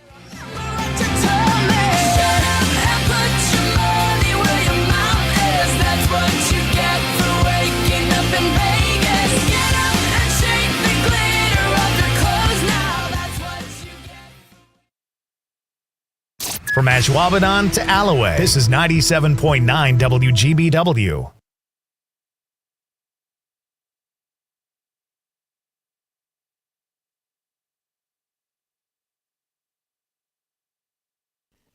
This is a special report from ABC News. I'm Michelle Franzen.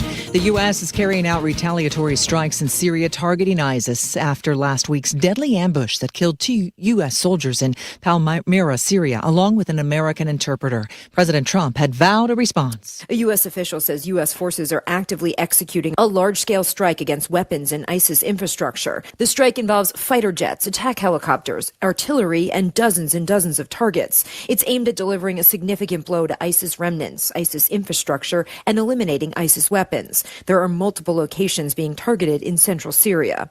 Prior to the airstrikes, U.S. partners in the region, with U.S. support, led 10 operations that resulted in the capture or killing of 23 ISIS operatives. Karen Travers, ABC News, Washington. President Trump stressed the strikes are not against the newly formed Syrian government. The Syrian Arab Republic, in a statement, expressed condolences and reiterated its commitment to fighting ISIS. This is ABC News.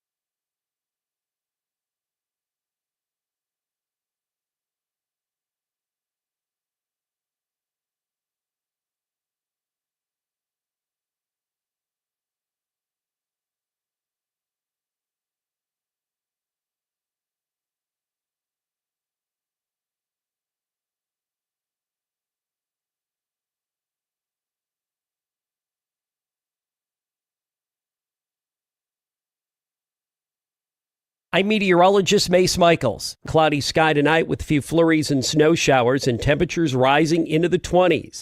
Some morning flurries and a little breezy, then we'll look for some sunshine tomorrow afternoon and a high in the low 30s. Sunny and a high in the upper teens on Sunday. Right now it's 13.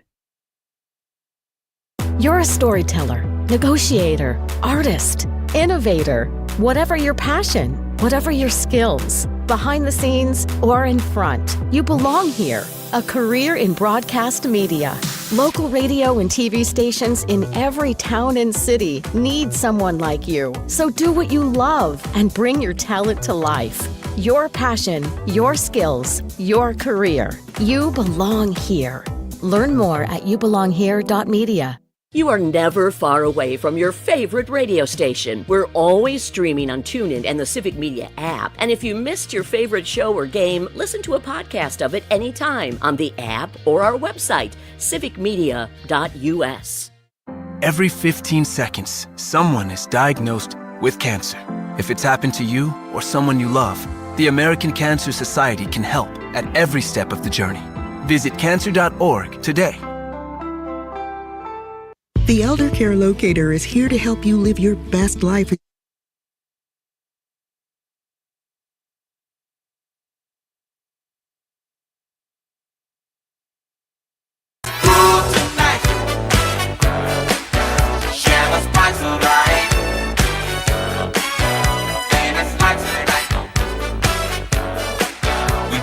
Welcome back. It is Friday night in the beautiful state of Wisconsin. Christmas right around the corner. We are broadcasting live statewide from beautiful downtown Green Bay, home of the Green Bay Packers, as all of you know, and they have a very big game this Saturday night at Soldier Field for their 212th meeting, I believe, with the Bears. It's the oldest rivalry in the NFL, and I believe professional sports. But one of these guys can maybe clarify that when I introduce my next guest. It's my pleasure to welcome some serious sports fans to the show. He's the producer of the John and Gordy Show and a Bear fan, hopefully here to have my back, Mr. Dom Lee. Dom, how are you? How's it going? Good. How are you, Pete? Going I'm great. Happy to be here. Awesome. And three of the hosts of Make the Call, which you can catch here on Civic Media on Saturday mornings. And yes, they are Packer fans as well. And outstanding hosts, Mr. Greg Gunderson, Parker Olson, and Conrad Krieger. Welcome all. How's it going, Pete? Thanks for having us. Wow, on. you can't fake enthusiasm like that. Thanks, guys. It's the yield. It's the millennial thing. We all wait to make sure this thing is recording. Is this thing on? Okay, very good. I thought I was keeping all you guys. No, you go first. Yeah, I thought I was keeping all you guys from an old fashioned or something. All right, very cool.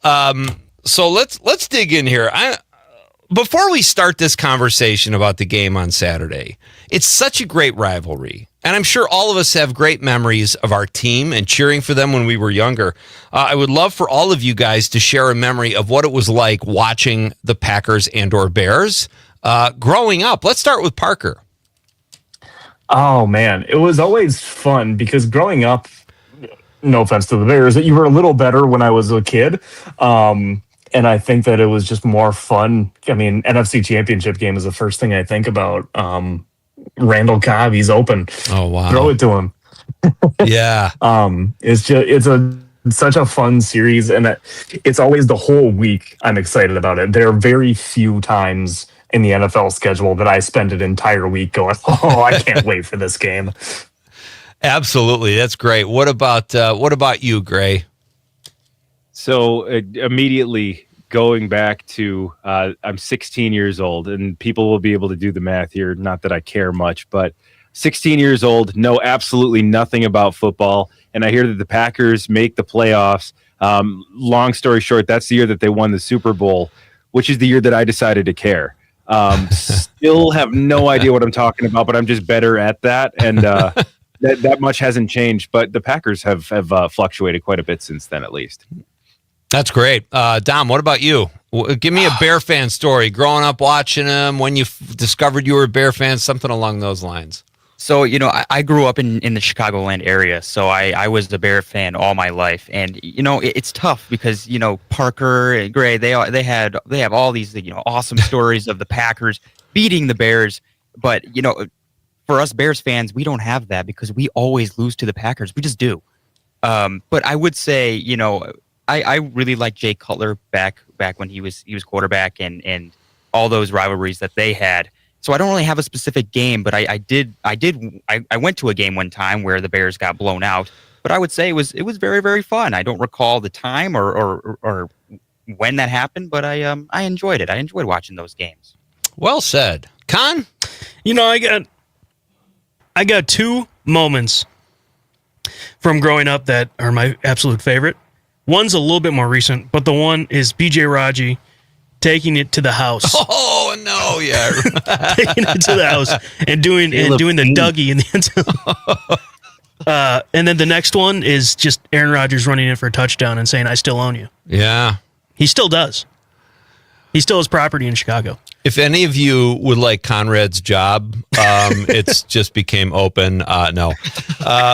We have a lot of fun talking about this stuff. I would say, you know, like Dom, I grew up in the city, a couple miles west of Wrigley Field, and I remember every Sunday going to Dunkin' Donuts after Mass, going home to watch Walter Payton, and this has been eye-opening, though, because Dom just said he doesn't even remember a good Bears team. And that is sad, because I at least have a memory of Walter Payton or the 85 Bears, or even the 06 team was at least fun to watch.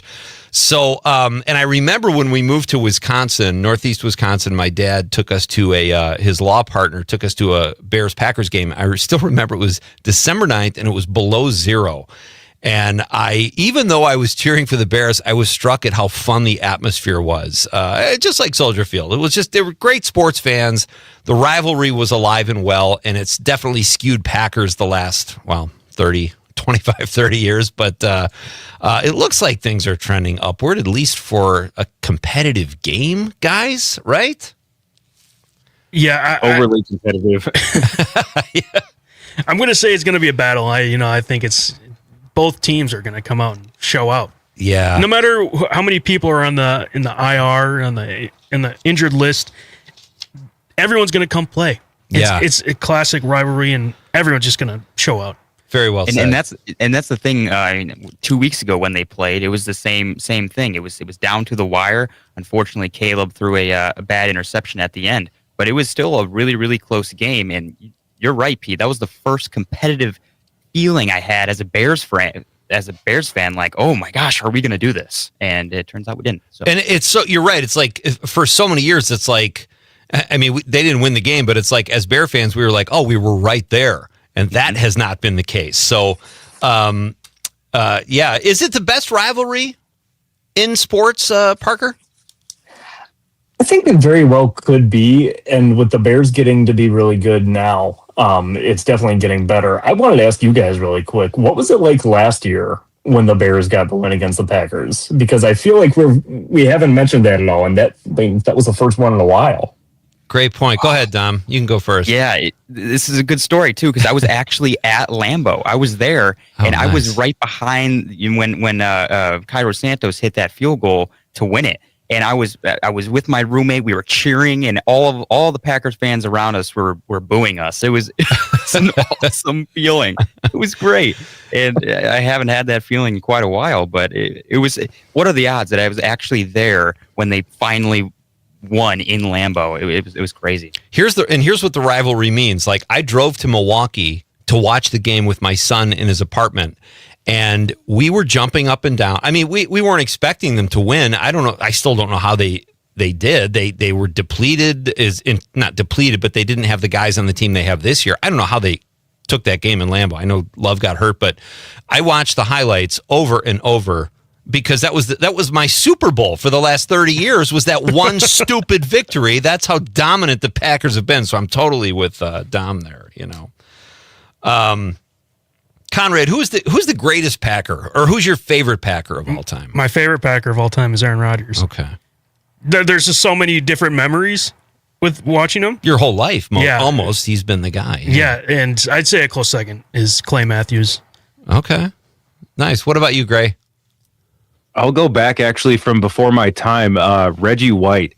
In diving in extensively, he's the one who jumps out off of the tape as it doesn't matter what era you put that guy, you could put him in right now and he'd be just as dominant. I don't think, because if you can throw somebody who weighs 375 pounds, no matter what they do, there's a certain timeless quality to that. And I don't care if you're Jordan Mailata. You're another 375 pounder. Out of the way, please. Dom, who's your favorite Bear? Oh, my favorite Bear. All time. I would probably have to say Devin Hester. I would say Devin Hester. Nice. I guess it was a really cool moment when I was really, really young, but when he took it to the house in the Super Bowl against the Colts, that was one of the cooler moments. And I'd probably say Devin Hester. I had that same experience. I was still living in Los Angeles, and there was a comedian called John Campanera who had a big party for a lot of Chicago comics. And when he ran that kickoff back to open the game, all these older sausage-eating Chicago Bear fans were stomping in his whole house was shaking, and they were singing "Bear Down, Chicago Bears." Then we had our heart broken again. So there you go. What about you, Parker? Favorite Packer? I hate to go with the basic answer and to copy Conrad too with Aaron Rodgers, but I honestly can't think of anybody that's brought me more joy on the Green Bay Packers. As much drama as he had at the end, he was responsible for a lot of good days. It's funny because I would say, if I were a Packer fan, I would probably say Favre, just because he wasn't as accurate as Rodgers. I don't think he was as good a quarterback as Rodgers, but he was really fun to watch and brought that kind of attitude. As a Bear fan, I'll have to say Walter Payton, I suppose, is my all-time favorite. Not Santos? Just for that one kick last year, yeah. How far do you guys think, let's start with Parker this time. How far will the Bears go this year in the playoffs if they make it? And how far will the Packers go, given the Micah Parsons loss? Yeah, I think we're going to learn a lot on this game tomorrow. I think the Packers, I'm going to talk about this on Make the Call tomorrow. It seems like the Packers defense have found a new level because of Micah Parsons, not necessarily because of his stats or anything, but I think his presence. And I think that has allowed that defensive unit to just play faster and more confident. And I think that has kind of kept them made a huge impact, kept them in some games. Defense wins championships is what they say. We're going to learn a lot about this Packer defense tomorrow. I think that they very well could make it to the NFC Championship game still. I'm also very interested in the health of guys like Christian Watson, Zach Tom. Those are guys that they're going to need. So they certainly could get to the NFC Championship game. I don't think further than that. The Bears... Man, I don't know if Caleb Williams is quite there yet. I think they go out right before the NFC Championship game. I'm not sure that they've quite got that much of a run in them. Okay. Gray? I'm going to both cheat and pretend I'm clever here. I'm going to say whoever wins tomorrow. Yeah, kidneys. I know it's the kidneys. Whoever wins tomorrow is going to lose in the divisional round, and whoever loses tomorrow is going to lose in the wild card round. I don't think either of these teams is healthy enough to sustain through the postseason. Through the teams that they're going to face, the other teams available in the NFC are just too heavy to lift right now. Yeah. I think it's going to be another divisional loss for Matt LaFleur and another hands in the air kind of thing, but for legitimate reasons this year. What about you, Dom? I'm going to say Bears NFC all the way up to the NFC Championship. That's what I'm thinking. That's where I'm going. It might be a little biased, and like Parker was saying, it all depends on what happens in this Bears-Packers game, because I know the Bears have a tough Lions team after this week as well. So I think it'll all depend. It all depends on these next 2 weeks, but I have both teams going very far in the playoffs either way. What do you say, Con? I mean, I'm going to be honest. Both the Bears and the Packers aren't beating the Rams or the Seahawks. That's just how it's going to be, So I think they're going to go out. Whatever team has to face the Rams or the Seahawks, they're going to lose. I feel like the Packers, one of you guys, I think it was Gray, said, I feel like the Packers have maybe a playoff win in them, but maybe that's it. And the Bears, I've thought all year they were pretenders. They have managed to win. I don't even know. I can't predict that, but we're going to do a very short break, and we'll come back with some predictions. And maybe I'll ask these guys who their favorite Bear or Packer coach was over the years. Such a great rivalry. We're talking Bears-Packers. It's Nite Lite with Pete Schwaba on the Civic Media Radio Network. I really wanna know you. I really wanna go with you. I really wanna show you, Lord, that it won't take long, my Lord. Hallelujah. My sweet Lord. Hallelujah. Oh, my Lord. Hallelujah. My sweet Lord. Hallelujah. I really wanna see you. I really wanna see you. I really wanna see you, Lord.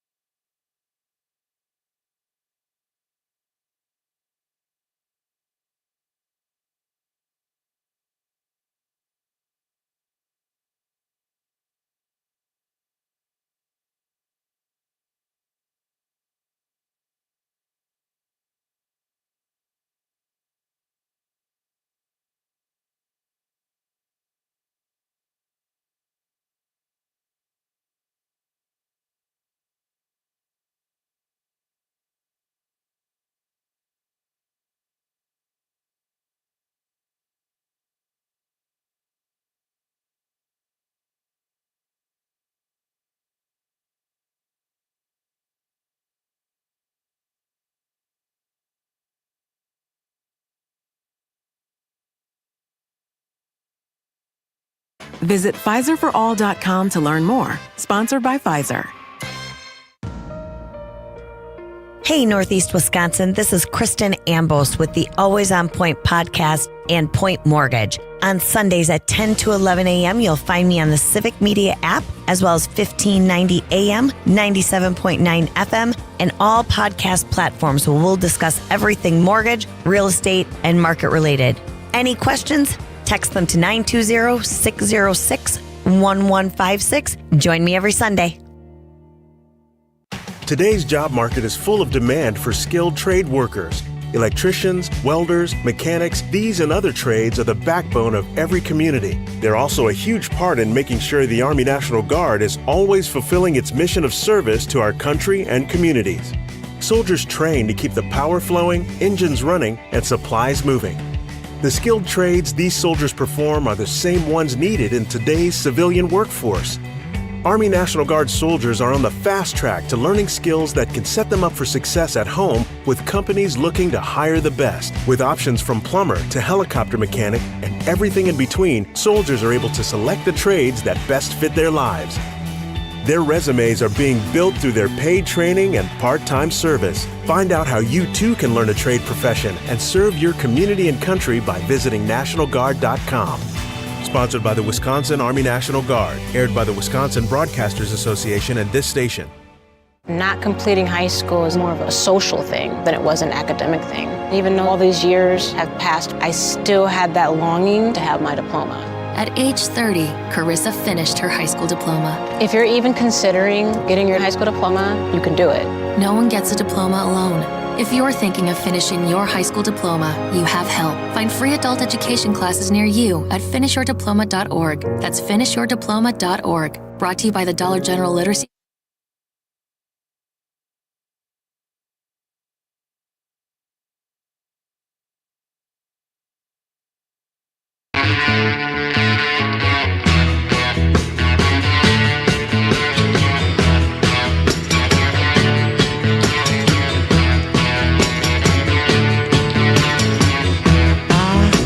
Welcome back.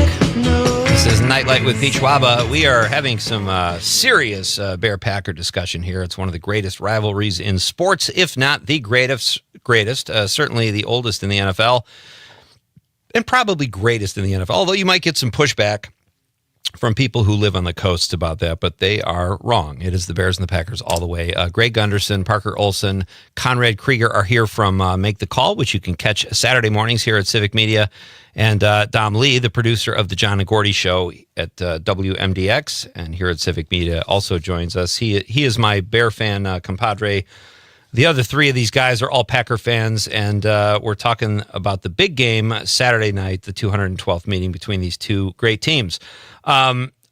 So do you guys have a favorite coach? Would you go with, and you guys could just jump in on this one, favorite Packer or Bear coach? I'm going to say Ben Johnson. I'll just get that out there right away. I liked Ditka, but he's a meathead, and whatever. He was great at that time, but I'm going to say Ben Johnson, and I'll put it out there to you guys. I mean, I really like Ditka in Kicking and Screaming. He's great in that. He's got the acting chops, no question. I would say Mike McCarthy because he brought us Super Bowl during my time. So that was pretty cool. Lombardi for the Packers, certainly. I mean, just the legendary quality, the foundation that it built for such a franchise. But I'll tell you what, I am super there for Ben Johnson. I was talking to the other three guys earlier, like that guy, the good, better, best thing that he was doing in the locker room, like after win number 2 or 3, I was like, that's some cheeseball nonsense right there.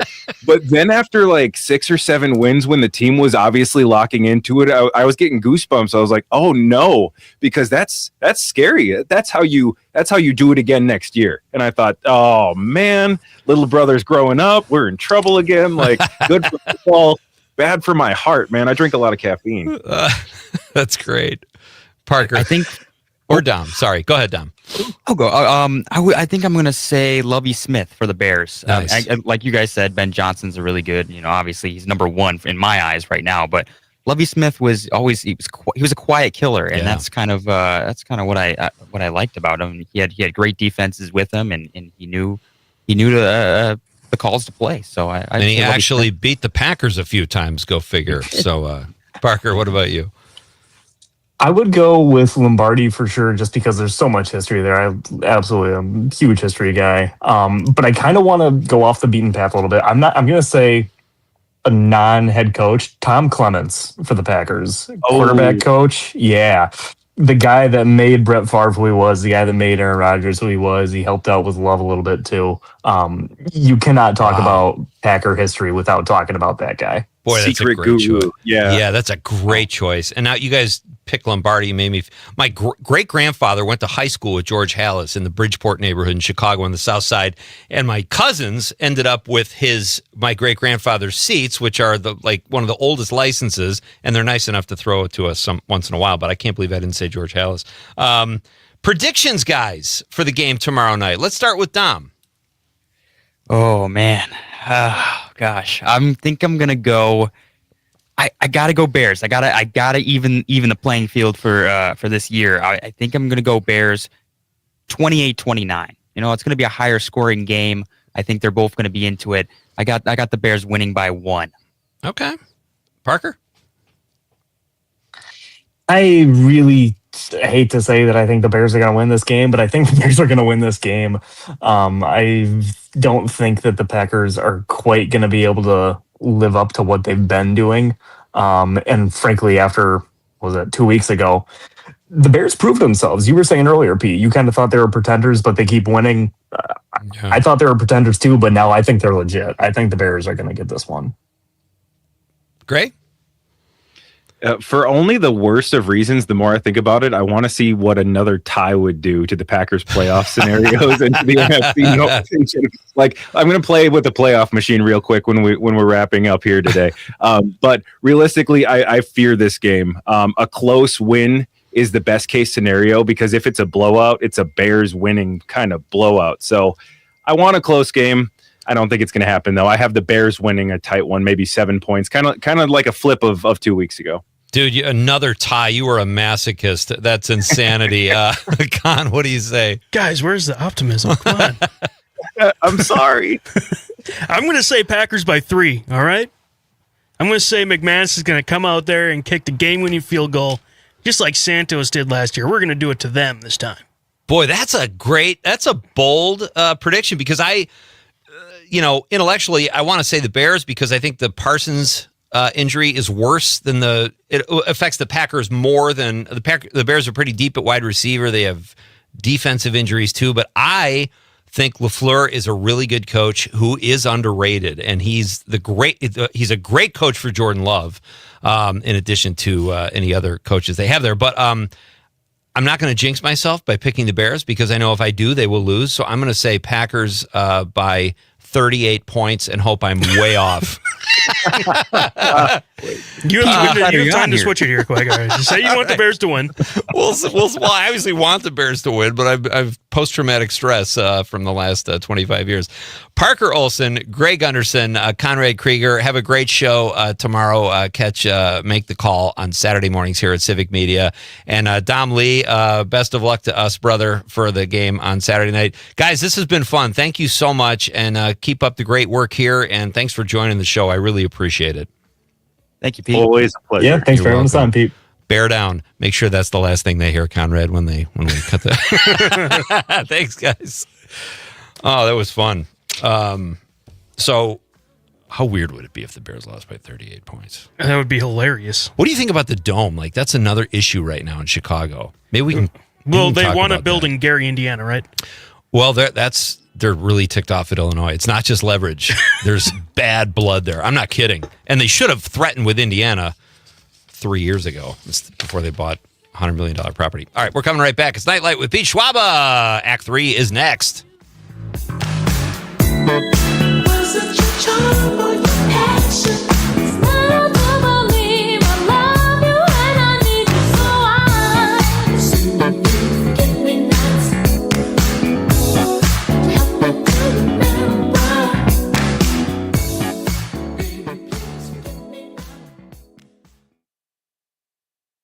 If it happens in Wisconsin, you'll hear about it on the station with local news and timeless hits. 97.9 FM, WGBW, Denmark, Green Bay. ABC News, I'm Dave Packer. Multiple ISIS targets are being pounded by the U.S. military. Retaliatory strikes after the deadly ambush, killing 2 Americans and a U.S. civilian interpreter. ABC's Mary Bruce has more. Now, the president is right. Gas prices are...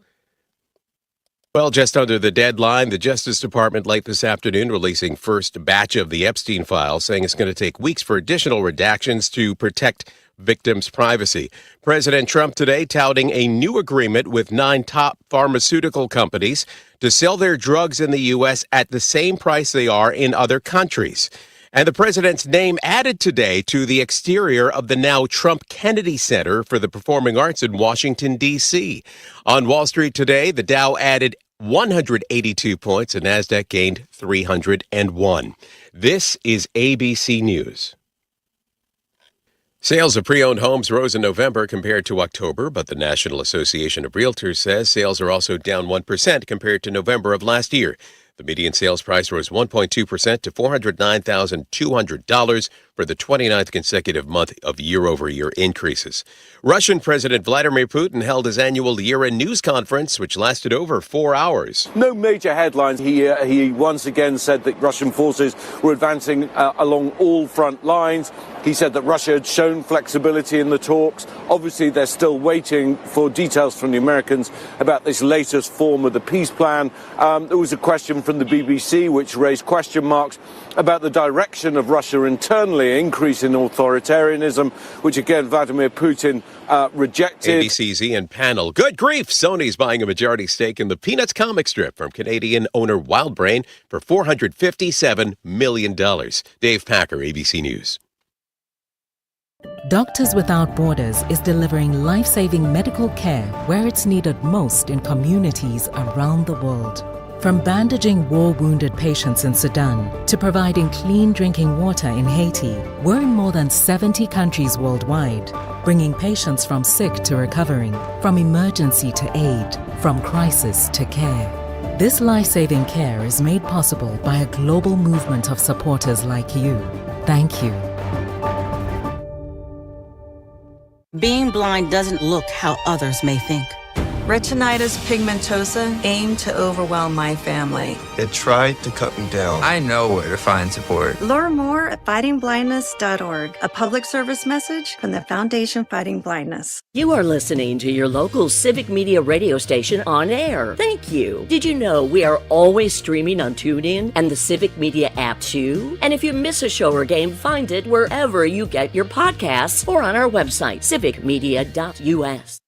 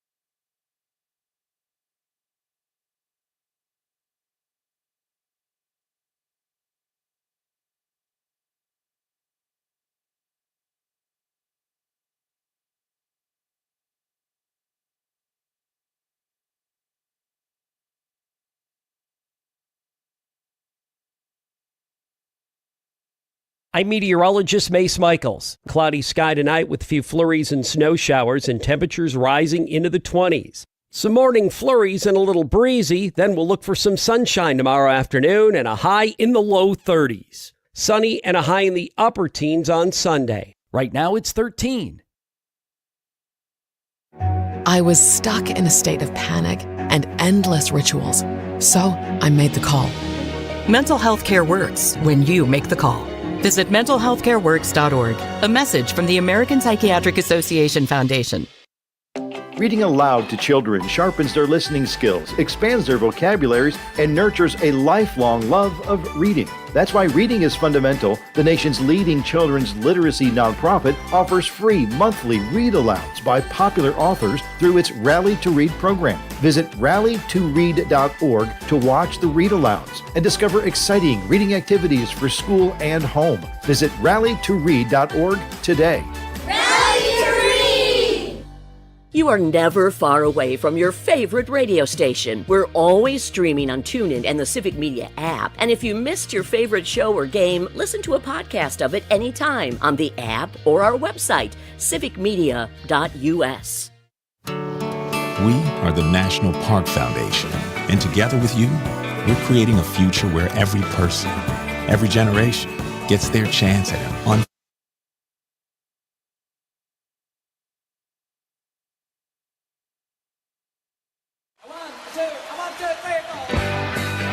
Broadcasting live from the Civic Media Studios in Green Bay, this is Nite Lite with Pete Schwaba, your inside source on everything entertainment from Wisconsin to Hollywood.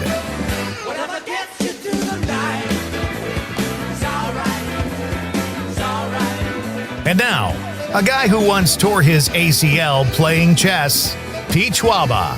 Welcome back.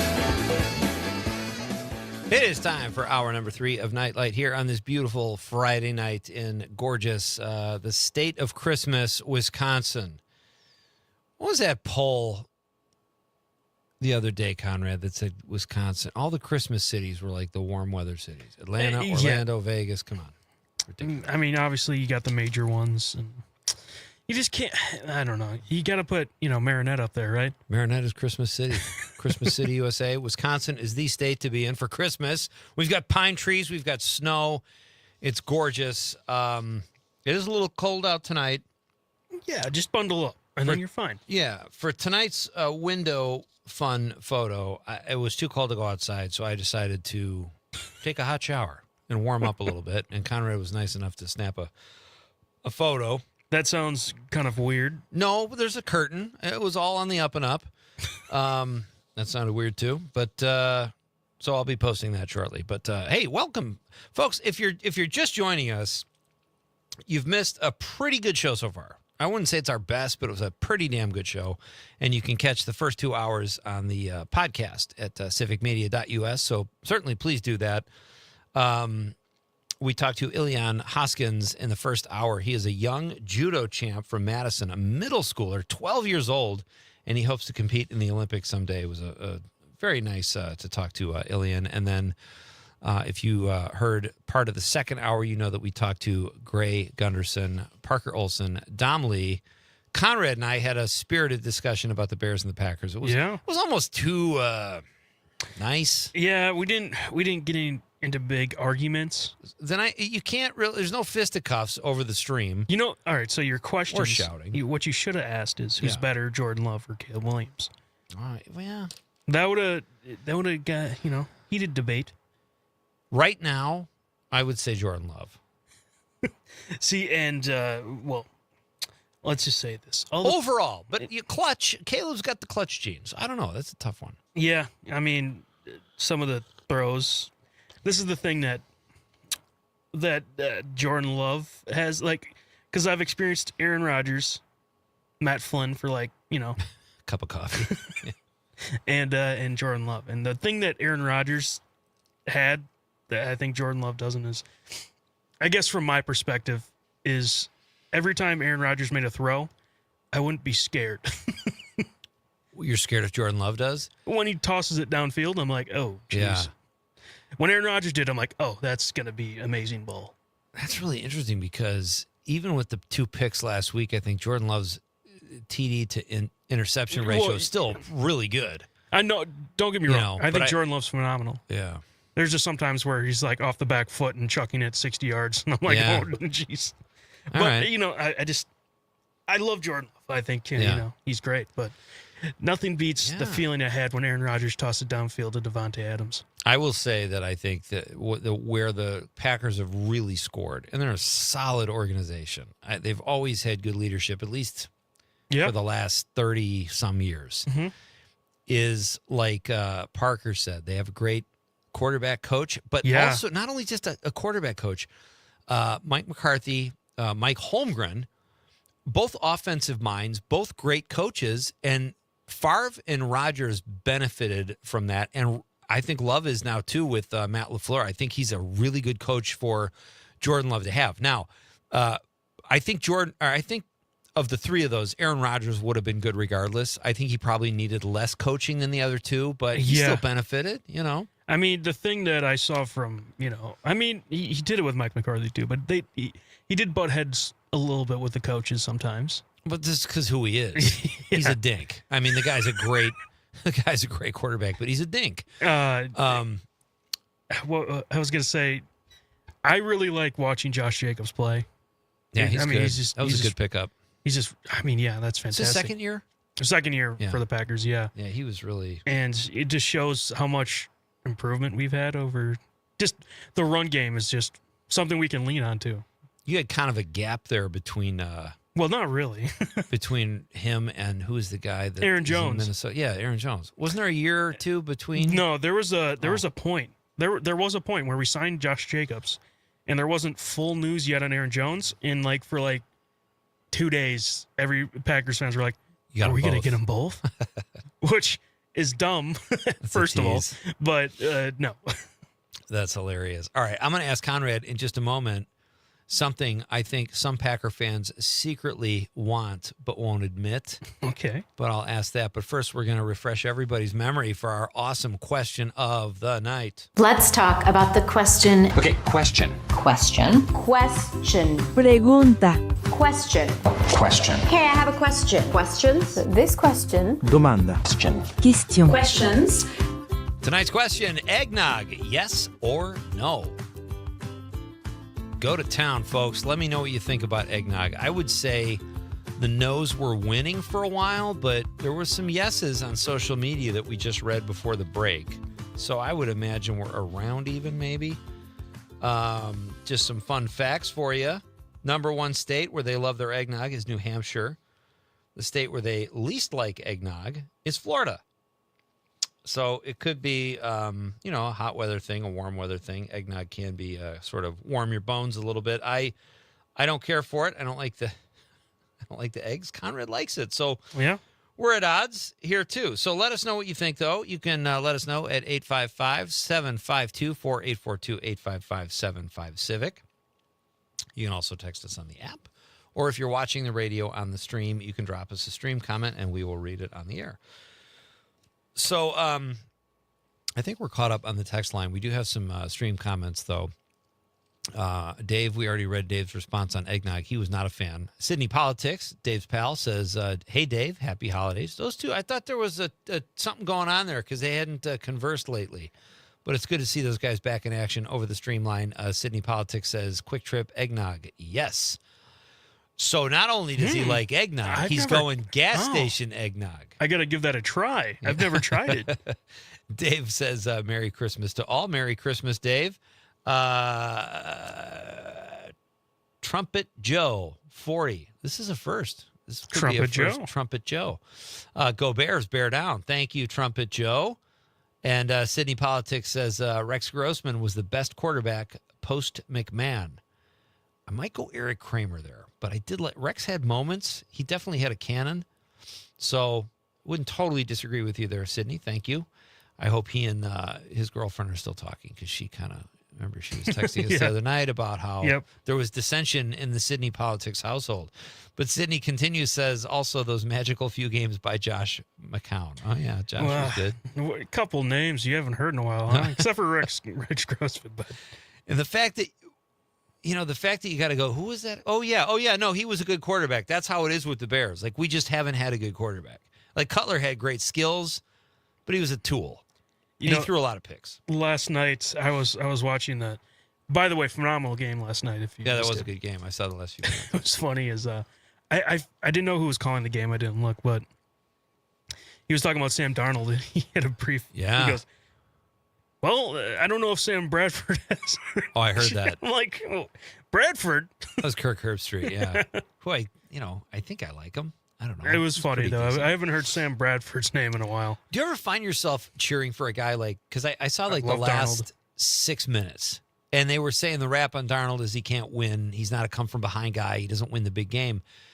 And instantly I was cheering for him. Oh, instantly. You know what I mean? Like, I've been cheering for him since he was, the second-string quarterbacks before the Vikings. You know, I always thought he was pretty good. And so he's kind of a bust, or considered by some. I mean, if you get drafted to the Jets, good luck. They'll make you a bust. and then the next team you go to is the Panthers. I mean, come on. Yeah. And Bryce Young's having okay season, but the team around him is doing better. Right. No, that was interesting. And I did find myself immediately, because he's got a Super Bowl. He's probably been an MVP. He's breaking records. Yeah, I was totally cheering for Sam Darnold to come back, and he did. So that was good. Good for the Seahawks. Casey James on the stream says Reggie White led the league in miracles. Yeah, he was.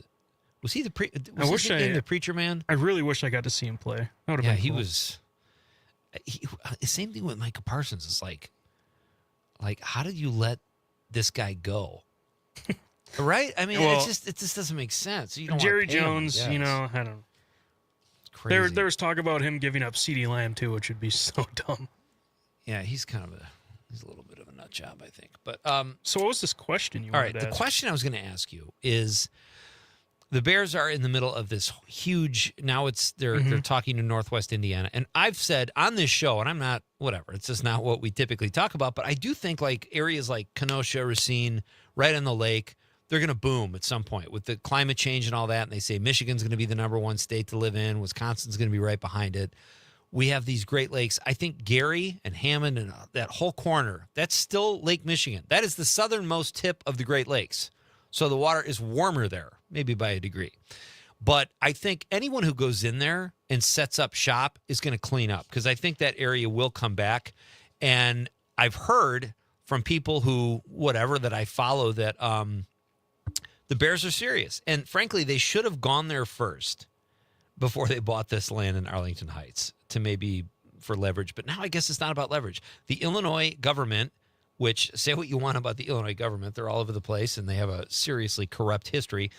They're saying they won't even get to this till 2027. So what are the Bears supposed to do? They either go to Kenosha or Gary or Hammond. So I don't blame them. It'll be interesting to see what happens. My first choice is that they stay in the city. That's a very picturesque setting on the lakefront. And I hope they build a kick-ass dome that you can have a U2 concert in or a Final Four, and they put the trains there and they rebuild the infrastructure. I think it'd be great for the city of Chicago. My question is to you, Conrad, and Packer fans, do you secretly wish the Packers had a dome? No. Really? I think it You gives hate winter, too. Every day you complain about winter. Yeah, but I think it gives an element of home field advantage for the Packers. They're used to the cold. Yeah. A lot of players, like, for example, last year we faced Miami when they were playing really good football, and we won because they were not ready for that cold weather. Okay. I think that the cold weather gives Lambeau its special advantage. Well, I'm like this. It's Lambeau Field or Lambeau Field. You know, that's what Lambeau Field is. It's once you get into the stadium, it's like on a cold night, even though it's cold, you're still like, I'm in Lambeau Field. Yeah. You know? Yeah, it's funny because some friends of mine have said the Packers or Lambeau Field are the last stadium not to be in cold weather, but the Bills still play outside. Yeah, but they're cold. getting a new one too. Are they getting a dome? Yeah. Oh, are they really? I mean, I imagine not a lot of stadiums that are being built are going to be open. Open air. I love the Vikings. I think that's a gorgeous stadium. And it's kind of outdoor because of the window. It looks beautiful. I really want to go to a game there. Yeah. Let us know what you think, folks. I mean, do you secretly wish the Packers had a dome or some kind of temperature control somehow? And most people, if they don't go to the games regularly, don't care. They probably want the advantage. If you're cold, just go into the bathrooms. They're heated. Bathrooms. All right, we're coming right back. We're going to read some more of your texts, and I've got a very funny clip of Gary Cole talking about Office Space. It's Pete Schwaba and Nightlight on the Civic Media Radio Network.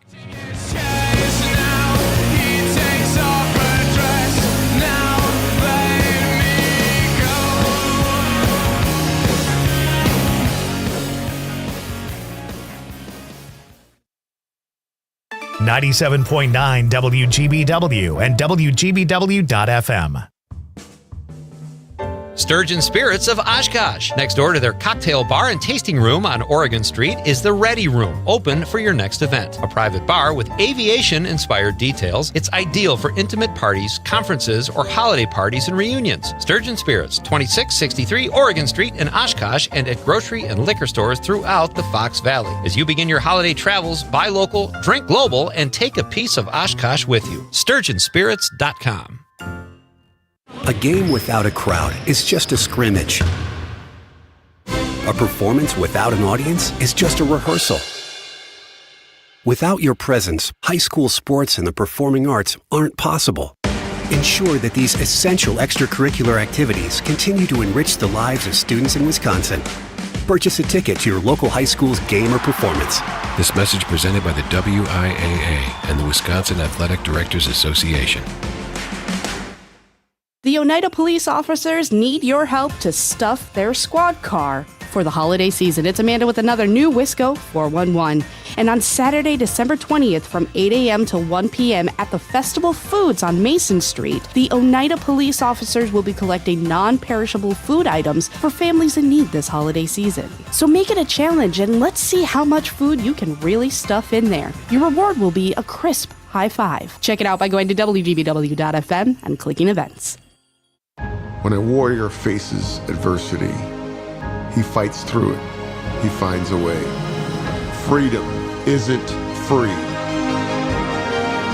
Rolling strong. Belief. Believe you can, and you will. Wheelchairs for Warriors provides mobility solutions to veterans and first responders injured in the line of duty. Join the mission and visit wheelchairsforwarriors.org. You are listening to your local Civic Media radio station on air. Thank you. Did you know we are always streaming on TuneIn and the Civic Media app too? And if you miss a show or game, find it wherever you get your podcasts or on our website, Civic Media.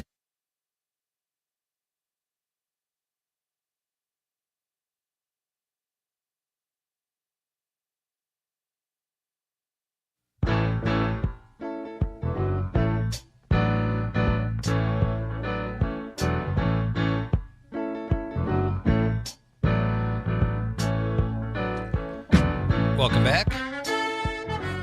It is a bar band Friday night, ladies and gentlemen, the last one of the year. Terry Barr will be here after the news at 7:30, and we are very excited. She has brought really, really great music tonight, as usual, but we've got a Christmas song and one that's not a Christmas song from two great artists, so we will talk to Terry about both of those in just a few minutes. What do you think? I know Terry's going to... We'll ask her about the dome, but I don't think she's open air all the way. Yeah, I'm going to say a lot of Packer fans are probably going to say the same thing unless they've went to a game and we're cold. Well, that game we talked about when Parker and Gray were here, I still remember the date. It was like December 9th, 1980, shortly after we'd moved here. It was so cold. It was like bone-chilling, and, we were kind of squeezed in. It was old Lambeau. So we were like warm from body heat, but man, oh man, that was brutal. But I think we're also going to, you mentioned this. I forgot about this, but I did hear Terry's piece on the Packer fans being were they the sexiest fans in the NFL? I think they ranked up there, but I think she said Seattle or something was one of the top, maybe Los Angeles. I don't know. I'd love to know how they pull that off. Criteria, like what went into that, like. Well, every stadium's got those cameras that can zoom in to those the fans. go-to fans. And they look straight at me and they're like, all right, he's up there. Not Get L.A. that hot, guy on camera. Not L.A. sexy. Wisconsin sexy. Well, wait, sexy is sexy. I mean, if you're going to say not L.A. sexy, that means L.A. has the sexiest fans. But if the Packers have sexier fans than L.A., well, we got to ask her. But I forget who is number one. Yeah, I'll say this: Cleveland, maybe. When it comes to the uniforms, I think that Cleveland, please, Cleveland. Here's my issue with the Clevelands. The Browns, they are so horrible, and I feel bad because my sister's family. Her husband, Dan, is from Cleveland. They raised their kids there. They're all Browns fans. But it's tough. If you're them, it's tough. The Deshaun Watson thing was a disaster. What a stupid move. The ownership is awful. The uniforms and colors are terrible. Just the logo is the name, Browns. Name. Yeah, let's associate our team with excrement. Like, why would you do that? Like, they need an entire rebrand makeover of everything. But that leads me to the Packers. As a Northeast Wisconsin resident, I love those when they wear white with the green and gold accent. I don't like the green. I mean, the green and gold is iconic. I get it, but I love those white uniforms. And so this is what we talked about on Make the Call as well. Is we asked, what do we want for Christmas for sports? Okay. And Parker said, I want those white uniforms. Oh. But with a yellow stripe instead of a green one for the helmet. Okay. Because he says it makes it feel more Packers. Yeah. And I agree. I think that those uniforms would be cooler with yellow. Yeah. Yellow stripe. Either way, I like those better. I just think they look slick. Oh, yeah. Okay, so I found this clip I want to play. This is Rich Eisen has such great guests sometimes. Not like nightlight guests, but, he's... but he had Gary Cole on. Gary Cole, for those of you who don't know, played Lumbergh in Office Space, one of the most surprise hits probably of the last 30 years of the movie theater, where it did not do well, but then it came back strong with Reynolds, and it's just one of the most quotable movies ever. This is him talking about landing the role of Lumbergh, and there's a couple quick animation points in there where they show Milton, the character played by Stephen Root. But let's play that. This is Gary Cole talking about how he got the part in Office Space and Office Space. How did you wind up on Office Space? Kind of a traditional call from an agent, except for, along with the script, I got a VHS cassette of 2 little short animations called Office Space by Mike Judge. Yes. And I popped those in, and they both begin with Milton sitting in his cubicle mumbling to himself. I told Bill if they move my desk one more time, I'm quitting. And then you hear footsteps, and this Lumbergh-esque dude comes in with glasses and kind of peers over the cubicle and begins to torment Milton. And so when I watched it, I, like a lot of people probably, recognized that guy, as a boss I certainly had. So I figured, well, what am I going to do for this audition? I can't do it better than that, so I'll just do that. So I went in and tried to do my best, imitation of this animation, and I guess Mike liked it. Milt, we're going to need to go ahead and move you downstairs into storage B. No, we have some new people coming in, and we need all the space we can get. But there's no space. Were you channeling any former boss of your life? I had a boss named Buck Palmer. I worked at a place called Kinney Shoes. I don't know if anyone was Kinney Shoes. Wow. Sure. And it's funny because now that I think of it, Buck wore one of those blue dress shirts, but with the white collar. But he had white shoes on too. I don't know if he had suspenders. Right. And I thought, my God, he never raised his voice, but you could tell he wasn't thrilled to be there. And he certainly wasn't thrilled that anybody else was there, too, including his employees. So there was probably a little bit of Buck, but mostly Mike Judge. Were there any memos? Did you see the memo about this? Yeah, I have the memo right here. I just forgot. But it's not shipping out till tomorrow, so there's no problem. Yeah. If you could just go ahead and make sure you do that from now on, that would be great. We didn't get memos. I mean, no, it was before memos. He would just, Cole, can you help them in the double pump area? Yeah. He knew it's like I guess I have the best job in this place, but that's not saying much. I just love that you just channeled Lundberg here, and that's become a cult hit, right? When we did it, with Jennifer Aniston and Ron Livingston and Stephen Root. Yeah, we all knew it was really great. Everybody was fans of Mike, but you never know what's going to hit in the theater, and when it hit in the theater, it didn't really do well. We all knew something was up when people started shouting the lines across the street to us. Did you get the memo? You know, right? And I thought, well, what? I thought this tanked, but. So great. And they rode Mike Judge, and they didn't know he'd be a hit, and then he said no to a sequel because they made his life so miserable. Hey, it's Bar Band Friday night, folks. Terry Barr will be here after the news. It's Pete Schwaba and Nite Lite on the Civic Media Radio Network. It's like a vision of love that seems to be true. Another night, another dream, but always WGBW.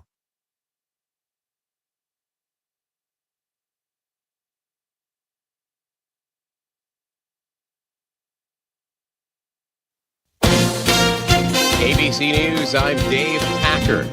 Multiple ISIS targets are being pounded by the U.S. military. Retaliatory strikes after the deadly ambush, killing 2 Americans and a U.S. civilian interpreter. ABC's Mary Bruce has more. Now, the president is right. Gas prices are...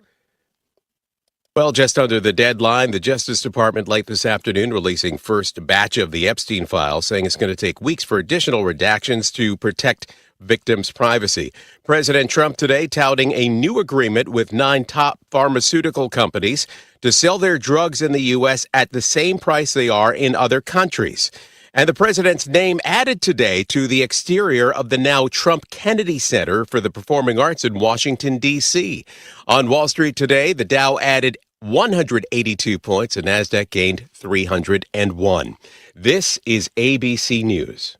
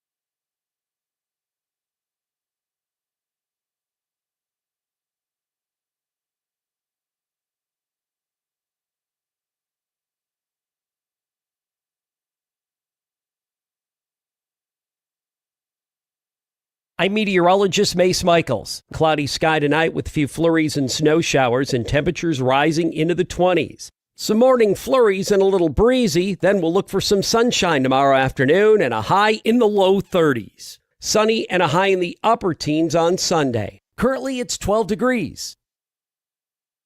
You're a storyteller, negotiator, artist, innovator.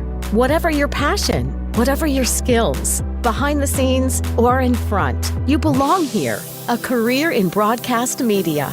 Local radio and TV stations in every town and city need someone like you. So do what you love and bring your talent to life. Your passion, your skills, your career. You belong here. Learn more at youbelonghere.media.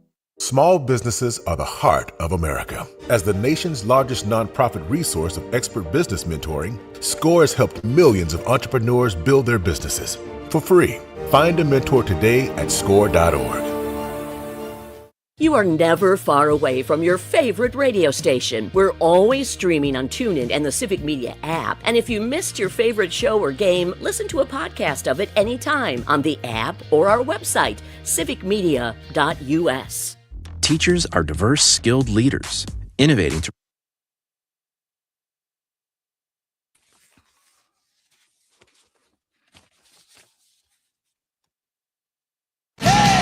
Time to check out original music with BARR Band Friday on Nightlight. Now, your host, Pete Schwaba, and special guest, Terry BARR.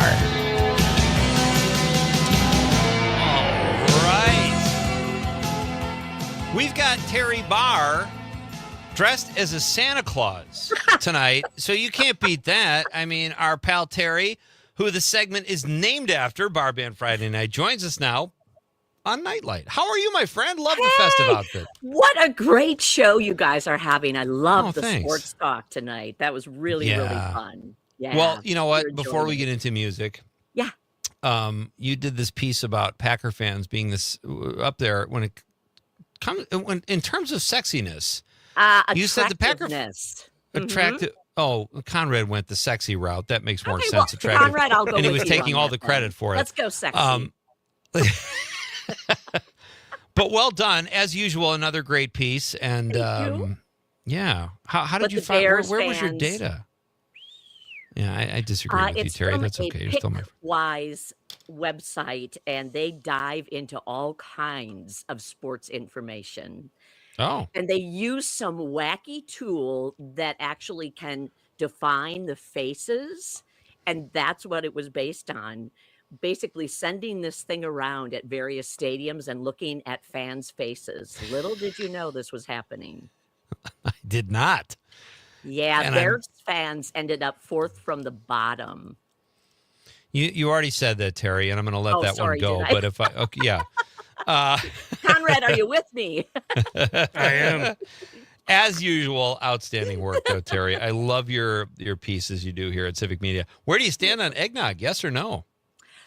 You know, I saw and heard a lot of different answers, and when somebody said they add brandy to it, I think that Yeah. was the winner. I can't drink it alone. Ugh. Yeah. You know, that's interesting. If I had to drink it, that's how I'd want to drink it too. Something to wash away that egg taste. I know you don't like it at all, really, do you? I don't really like it, but that's okay.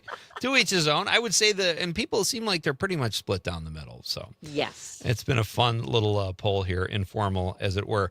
All right, let's talk. I love these bands, Terry. Tell me, who do you want to do first? Because I love Wheelhouse, and it's not a Christmas song, but it is Let's a do great that. tune. All right, let's talk Wheelhouse. Tell us about Well, Wheelhouse. and thus my outfit tonight. Wheelhouse is hosting the 11th annual Ugly Sweater Party this Sunday afternoon in Madison at the High Noon Saloon. This is always Fun. quite the event to attend. Wow.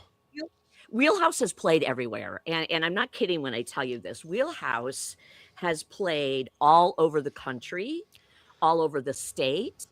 We even took a busload of fans to Nashville when they were vying in a contest to win a recording contract. Wow. Yeah, they ended up second, unfortunately. But I've never heard anything from the band that landed first. So who knows how these contests go.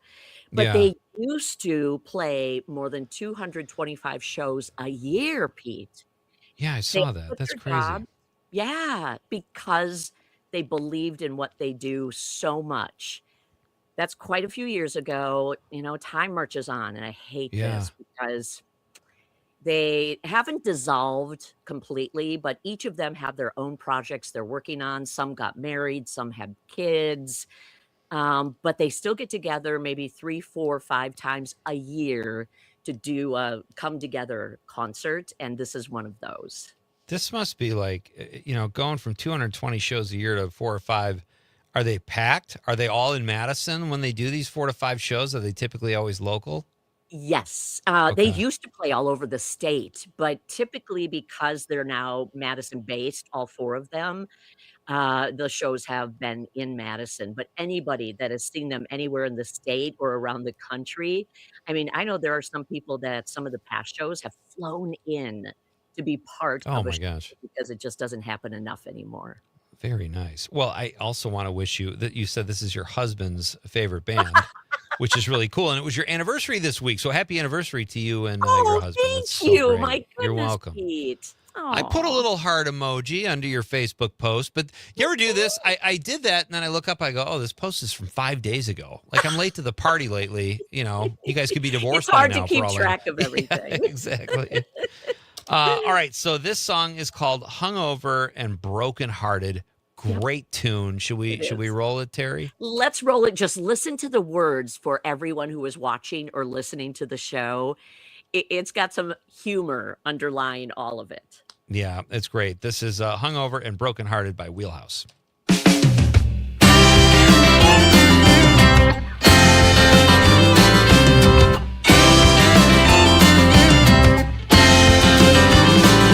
Rolled into town in a cloud of dust in a beat up old Chevy, all covered in rust. No one has seen her likes around here. The best thing out of Texas is Shiner Park beer. But she said she was a preacher's daughter, but she's forgotten everything that he taught her. All I know, and I don't know much, is I fall in love with every touch. I don't think I can take much more. I spent last night on the bathroom floor. Days end the way that they started, hungover and broken-hearted. The karaoke queen knows every word to every song that she's ever heard. Play a wagon wheel on an old guitar, and without fail she got her boots on the bar. I never heard her once complain about the president, government, pope or queen. Don't like sleep, frightened of dreaming. I think she's fighting some inner demon. I don't think I can take much more, spending all my money at the liquor store. She's underage but never gets caught in. I'm hungover and broken hearted. I'm hungover and broken hearted.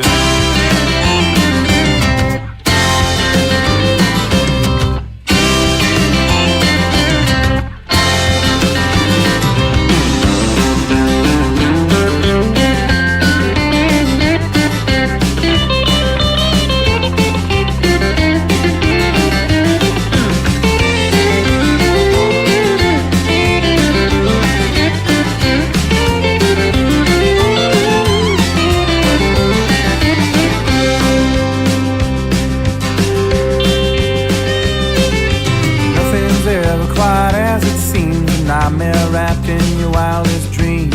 She knows about hope and sadness, and I learned about love and madness. I don't know which way is home, and I don't know just how far I've gone. The road to hell is paved with intentions. I'm in need of an intervention. I don't think I can take much more. You got to be careful what you're wishing for. Like Cody and the boys are now deep parted. I'm hungover and broken hearted. I'm hungover and broken hearted. I'm hungover and broken hearted. I'm hungover and broken hearted.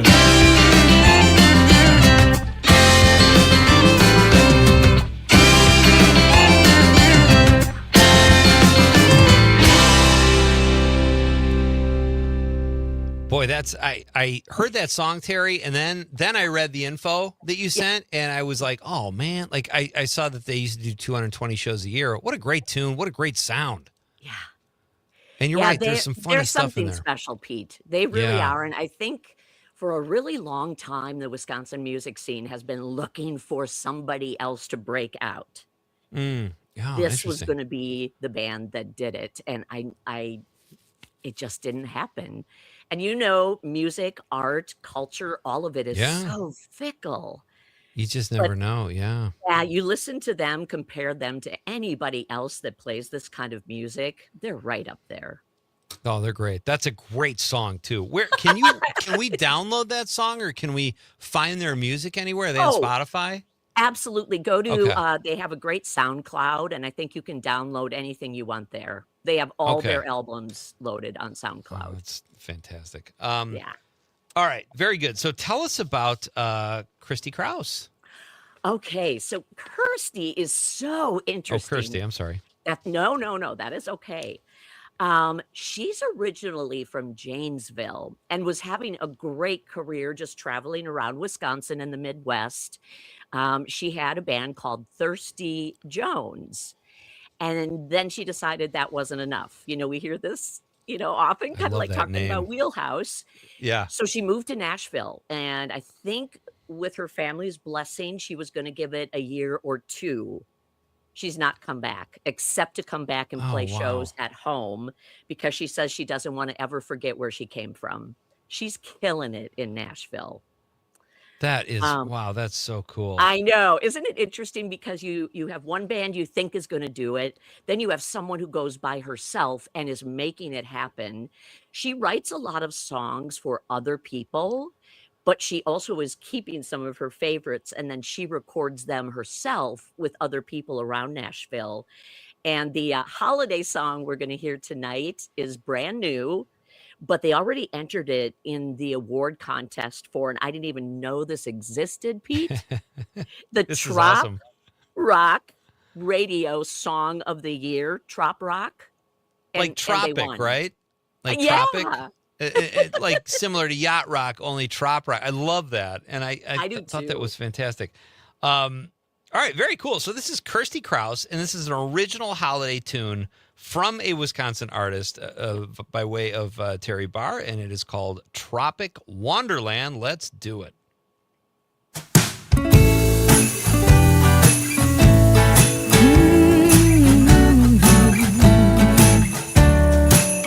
Sleigh bells ring, are you listening?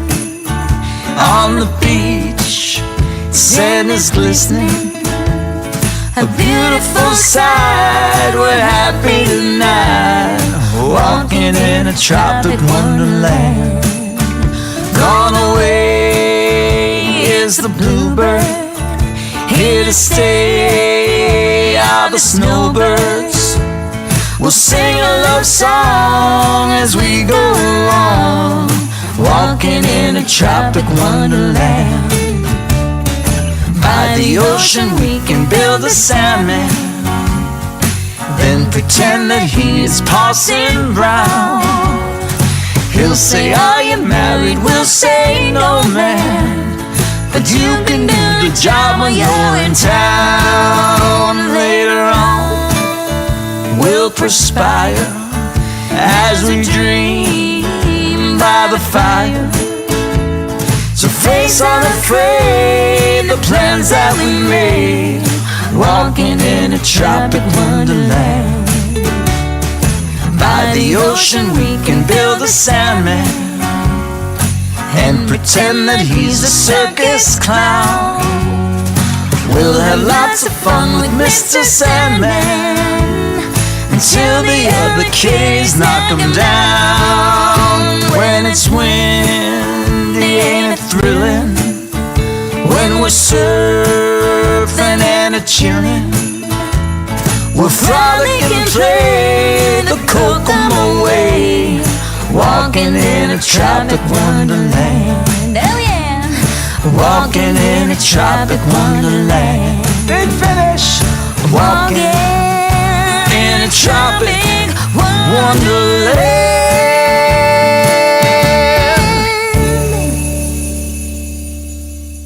Fun song. Love it. Oh, and it's perfect for the weather that we are having right now. Warms your heart a little bit. Yeah, absolutely. Trop rock. I love it. Terry, can we keep you for just a couple more minutes past the break? Sure. Got a I'd love to stay. Couple questions for you. Oh, dear. Fantastic. Terry Okay, BARR's wait, here, maybe I folks. have to go. Just kidding. It's Bar Band Friday night, and that is the kind of sassy behavior you get from our guest, Terry BARR. We're coming right back. Pete Schwaba and Nightlight. Yeah, playing blind man's bluff is a little bit risky.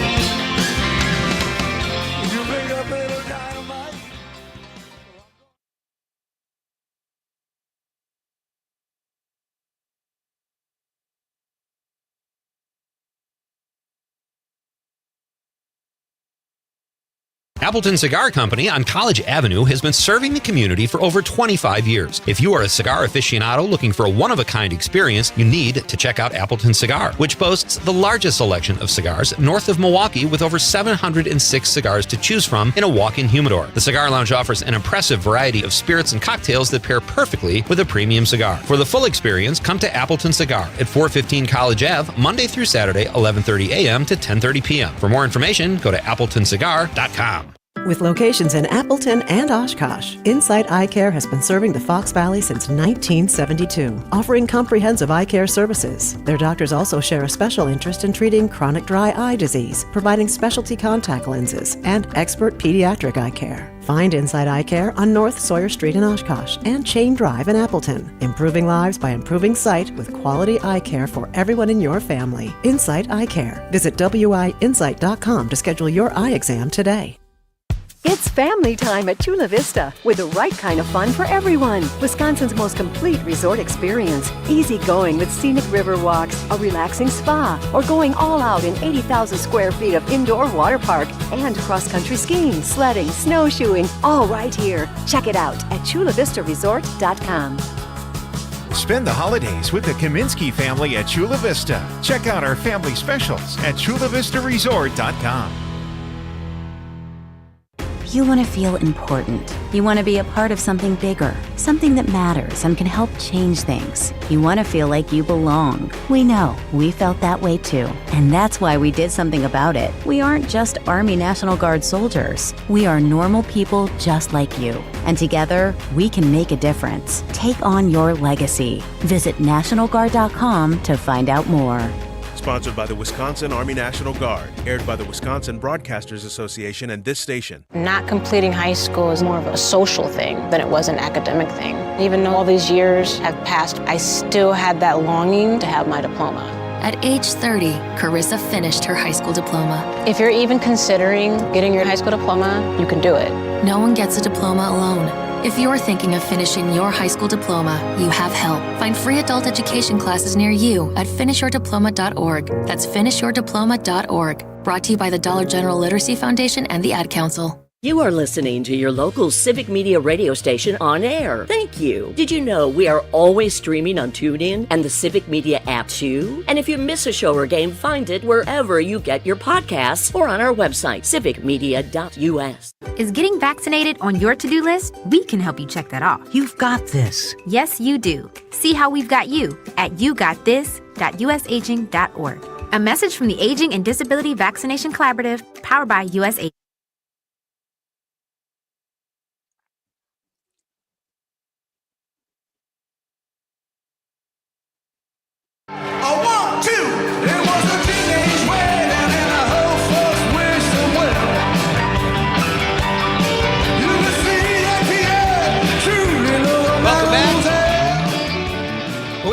Home stretch here, folks. Your weekend started a while ago. Conrad and we will start our weekend in just a few minutes. It has been so much fun, and I am so thrilled at the response we got tonight with our question. Thank you for being part of the show, folks. We have a few texts we'll finish up in just a moment. I'd like to thank Ilian Hoskins, middle school judo champ. Terry, there's a story. This kid, what a great kid. Oh, and he's such a cutie, and he was so fun with you guys. Fun and he funny. was such a good kid, and it was so fun to talk to him. My thanks to Greg Gunderson, Parker Olson, and Dom Lee, and Conrad Krieger for being part of our Fun Bear Packer Talk. And obviously, Terry Barr, and thank you for all your texts. As I said, have a great weekend, and we'll do this. We got a short week next week, folks, but we got great guests. In fact, Terry, I wanted to tell you, my pal Paul Gannis, an actor, will be here. I mentioned this earlier in the week. He has a great Rob Reiner story. And it involves Kevin Costner as well. But it just speaks to what a great guy Rob Reiner was. So he's going to be on the show Monday night at about 6:10 or 6:15, and we'll talk to Paul. He's happy to tell the story, and it's going to be fun. And I think you should definitely hear it because it might be worth a write-up or a mention or something. I will be listening, Pete. All right, Absolutely. fantastic. That is Monday night at 6:10. We've also got comedian Johnny Beaner on the show. Always fun, Johnny Beaner. Mike Clemens will be here at 5:35 to wrap up the Bear Packer extravaganza, and Milwaukee Mob Talk at 7:35 with two experts and podcasters. Actually, I think they're on at 7:20, so they will be here in studio. That'll be fun. Terry, You're kind of a purist, I assume, when it comes to the Packers. Oh, boy. What do you think? Yes. Are you glad there's no dome at Lambeau? Yes. Okay. I know guess that we doesn't can surprise me. never host a Super Bowl because I think they think it would just be too cold. But who knows with climate change? Yeah. You know? It's the spirit. Well, I'm not a fan of the climate change, but, I do No, like me warmer either. weather, but Might have a few perks we didn't anticipate, though, I guess. yeah, yes. All right. That's what I wanted to ask you. And I Oh, wanted to tell thank you you. about Paul. So great stuff tonight. As always, great tunes. Keep up the great work. Love reading your stuff here at Civic Media. And Well, happy happy holidays anniversary to again. you and everyone, because I think, Pete, this may be the last one until the new year. Oh, I mentioned that earlier, and I totally Yeah. forgot to mention that with you. Yeah, this is our last Bar Band Friday night until Yeah. January 9th or 10th or something like that. Okay. So, Oh, we'll get We'll it miss kicked you. off. yeah. Oh, I will Absolutely. miss you too. No, you won't. You'll enjoy a fish fry on a Friday for a change. It'll be fun. Oh, So yeah, there's please live it that. up. Yeah. And happy anniversary again. And thank you so much, Thank as always, for you. introducing us to great music. Have a great weekend, Terry, Thank and a you, great thanks Christmas to and you holiday everyone, season. too. All right. That's Terry Barr, folks. She's a treasure, and she joins us here every Friday night for Bar Band Friday night, and we absolutely love that. We do have a few more texts here we'll get to. Sydney Politics says, since we're doing all this sports talk, can we get everyone's pick on the Anthony Joshua versus Jake Paul boxing match tonight? God, Sydney, I got to tell you, I don't know He's a snooze fest, probably. anything about that. If it's on Netflix, expect everything to reload every few minutes. That's all I can say about I that. expect a lot of hugging. Yeah. A lot of hugging, a draw maybe, or they'll both be up. There's no knockouts. No obviously. knockouts. They're bros, I'm sure. They're all going to be like, all right, good fight, but where's my $1 billion? Yeah, I just it's kind of a scam. I mean, when Jake Paul gets knocked on his ass or is out cold, then I'll go, oh, this is real. That's not going to happen though. It's a dance. Okay, this is what I'm going to say. All right, the moment that happens, it was planned. It was planned for him to go down. Yeah. Yeah. You mean you think he took a dive, or And he's I'm just saying trying to? he'll take a dive, like, say, in like a couple of years, and he's won the past, 3 boxing matches, and everyone's like, still the same way of this is definitely rigged. Obviously, he's gonna be like, oh yeah, well, what about this match? I just got knocked out, but I still made $70 million. It's a lucrative nap. Speaking of city politics, his other half, better half, I don't know them that well. Rachel says, hello, it's me.